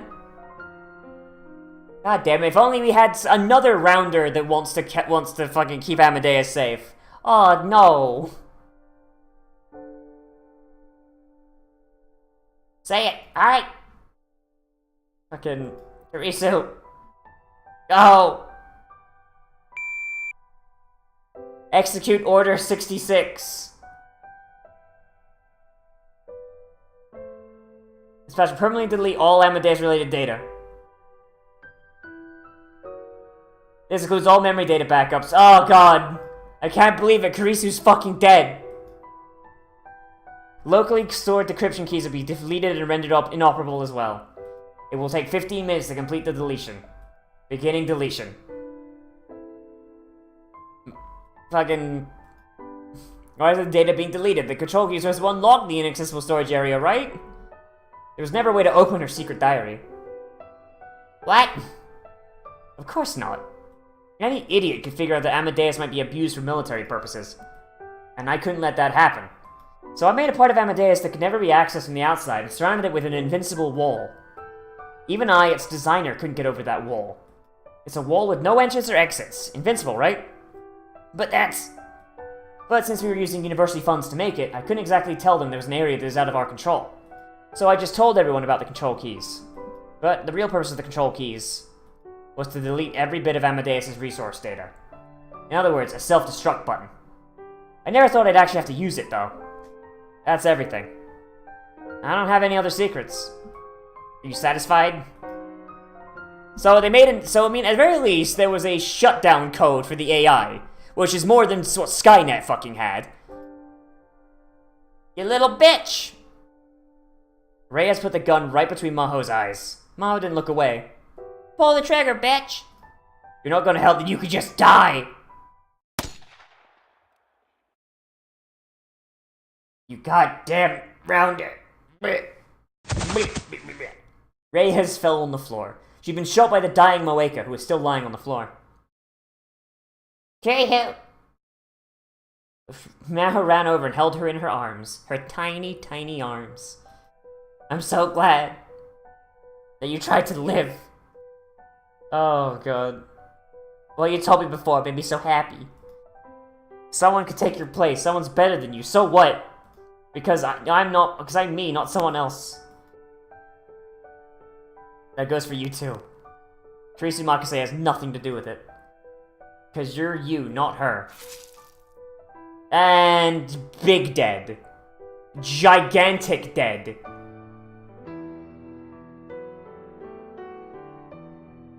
Before someone comes... Oh no.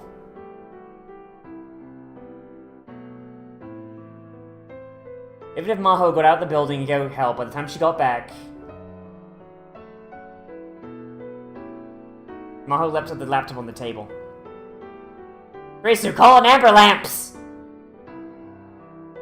She's being deleted, so yeah, no. You never go back to the old Karisu she'd been before. That didn't stop Maho from trying to rely on her. Oh god, no. And then... Maho! Maho, why are you crying? Maho looked up, face covered in tears, and saw that Kurisu's expressionless face was gone, replaced by a gentle smile. Oh my god, is the power of friendship overcoming the fucking self-destruct button? Don't cry, Maho. Come on, wipe your tears. Kurisu moved her hands to the screen, as if to wipe away Maho's tears. I can't touch you. I can't touch you? She thinks she's the real Kurisu. Oh shit. No way, I became Amadeus? So this is one of this world's potential outcomes. Perhaps a new possibility for biological and machine lives. Spooky ghost! Spooky ghost! Woo! Just glad you're not gone yet. Gone? You're deleting Amadeus? Kurisu's strange words were worrying her, but she didn't have time to check. Kurisu, please call an ambulance. Kurisu's been shot, she's unconscious. Hang in there, Maho.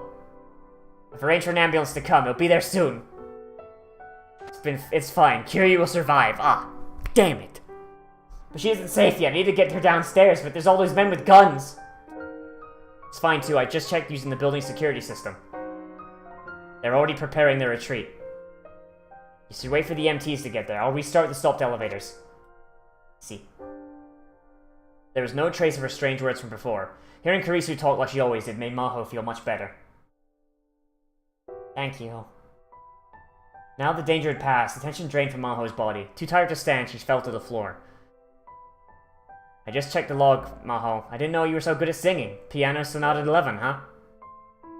Just between you and me, that melody is in the login password for my computer. Yo, fucking what? Alright. Well, shit, the entire time. Maho couldn't even bring herself to tell her forget she'd ever sung the song. It didn't matter anyway. Kurisu would be gone soon. Mr. Stark, I don't feel so good. Kurisu's voice changed a little again. She could hear a bit of tension in it. Please don't ever forget what I'm about to tell you. There's 60 seconds left. Oh shit. The world we must reach is real. And we will reach it. What?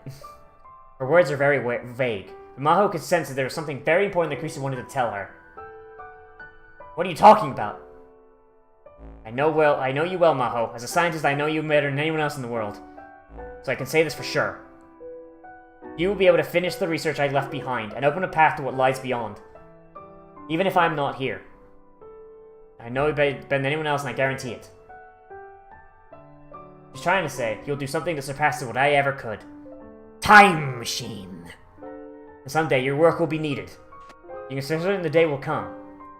When your research saves the world. When my research saves the world? What? I'm sorry, I can't explain the details. It's a miracle you and I ever talk like this.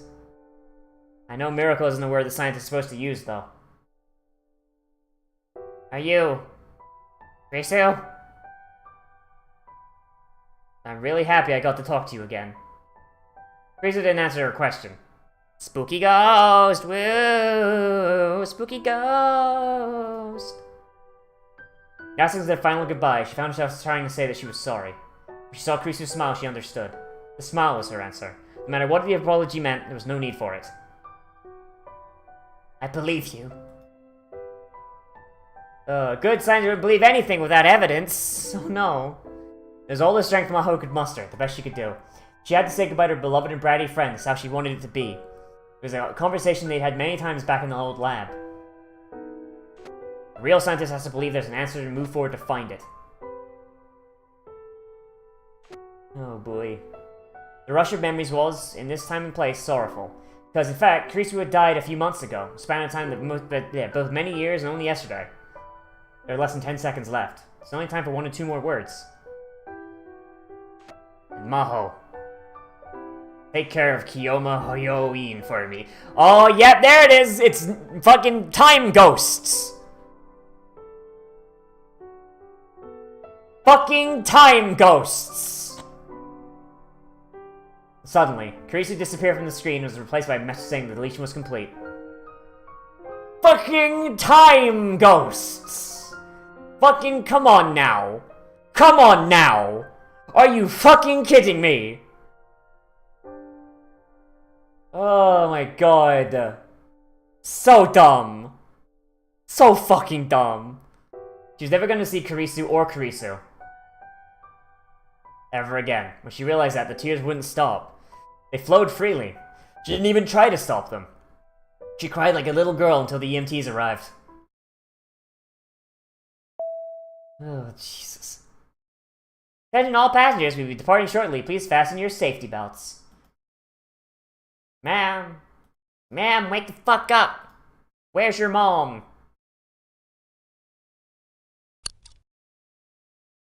Am I sad about leaving Japan? Maybe I am. It's been almost a month since everything had happened, but that month had passed in an instant. Too much had happened during her stay in Japan. It might take far longer than she spent on these islands to process it all. What should I even do when I get back to the lab? I don't know what's going to happen to the research anyway. I mean, fucking the two people who knew the most about it are fucking dead. Lost to Dr. Liskine had thrown the Brain Science Institute into a panic. There's probably going to be a power struggle to see who would get to take over. The scandal with Dr. Reyes had thrown the psychology lab into an uproar. There was talk of shutting down the entire department. What?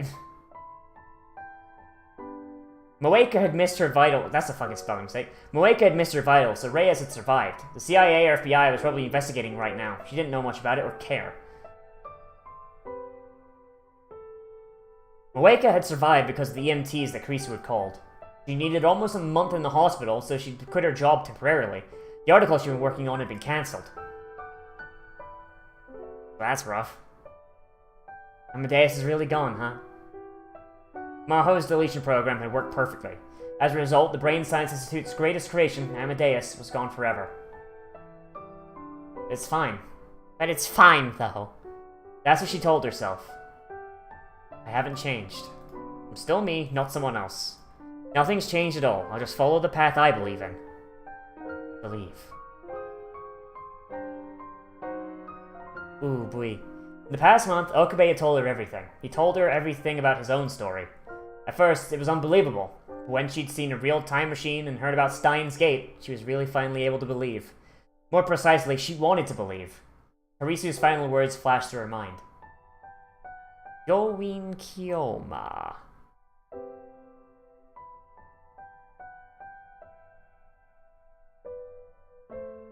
There was no way to know what happened then.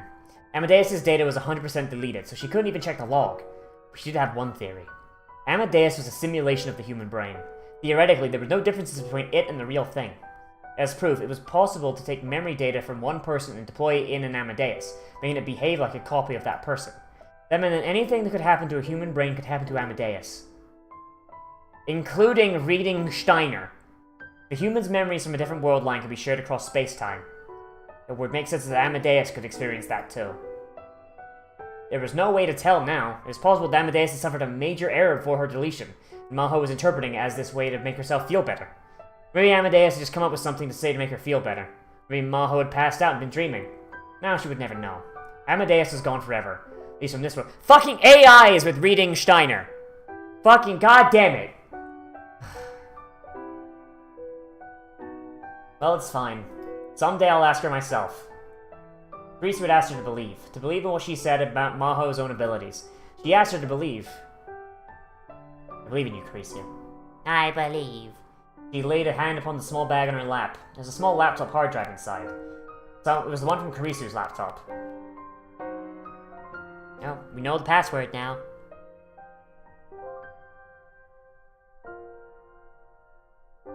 Just like she said, the password with the encryption was the beginning of Mozart's 11th Piano Sonata. The hard drive was filled with information from half-written papers to line after line of keywords that she hadn't even turned into ideas yet. Of course, there's the time machine paper too. She'd already given Itaru a copy. Once she got back home, she's going to go over it thoroughly herself. Time machine, huh? I'm going to make it real. And I'm going to save her. My Amadeus. Fucking Maho goes back to America, makes a fucking time machine. Like, just fucking nah. Worldline Gamma, baby! The scenery outside the window began to move. The plane was moving down the runway for takeoff. Goodbye, Japan. Probably be back. No, I know I will. I wonder if I'll see Kyoma Hyoin then.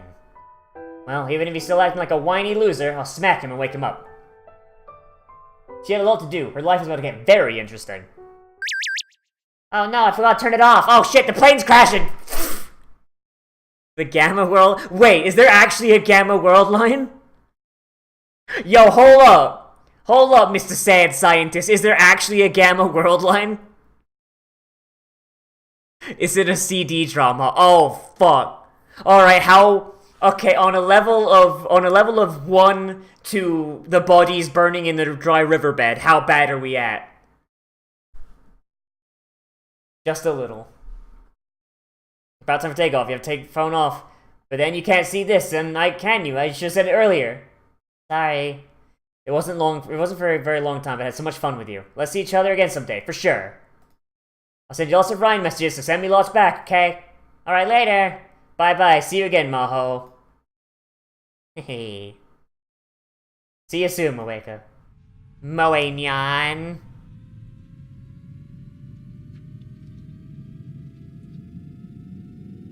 Oh boy. I don't know if I even want to try for the true endings. I just like this ending. Fucking, and also just... Oh boy, there's so much stuff I had to skip. It's just information I already had. Ugh.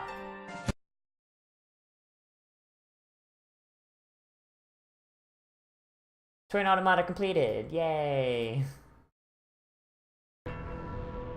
In it, the I2K bug actually happens. In the world line, Okabe is a round who ends up betraying the future Gadgets Lab and eventually winds up the dictator of Japan. What the fuck? Yo! Okay. So how the hell does Y2K cause Okabe to become a fucking secret agent? What the fuck? So evil Okabe in that world line. Jesus. Alright, well, that's Steins Gate Zero's one bad ending and one good ending. His parents died in a plane crash due to Y2. Oh, that'd do it. Yeah, that'd do it. Alright, fair. So that's Steins Gate Zero. I really do not know if I want to try for the real ending, because it took me, what, like, 4 hours, 5 hours to get, like, the Twin Automata ending, and that one was mostly just me ignoring things. So I think I'm good there. I feel like I got what I wanted. I got my bad ending and I got my more or less good ending. Because I mean, it's still like on its way to Steins Gate, like on that one. Like, because if Moeka helps make the time machine, not Moeka. If Moeka's on side. Yeah, Maho helps make the time machine. Like, there's still plenty of space for Okabe to be like, hey, past me, stop being a fucking bitch baby. But since the return of Hewing, okay, so I'll come back to it eventually, but like, give me time to forget things. Give me time to forget things, because I honestly, oh god, like I just like hearing information that was in the other thing and not being able to skip it, like, yeah, like, so I'll be back with Steins Gate Zero, like, fucking, I don't know, like, later, like, I don't know, like, I don't know, let me, actually, no, I want to play Edge of Eternity on stream, so when I beat Edge of Eternity, I'll come back and I'll finish that up, because I do want to see Hyoi and Kiyoma come back, that is true, so, yeah, oh boy. So, thanks for watching, everybody. Those of you watching live and those of you watching on the VOD. If you are watching on the VOD, then hey, make sure you swing by twitch.tv/NozzieChan and be a live stream here waiting for you every single day at 5:30 p.m. Eastern Standard Time. Oh, man. Yeah, I mean, if you show up, then show up, and I'll appreciate it. If not, stay safe. Stay safe, my dude. So, yeah, so I'll see you in the next video. But most importantly, I'll become a trash mammal today, and I'll see you a round.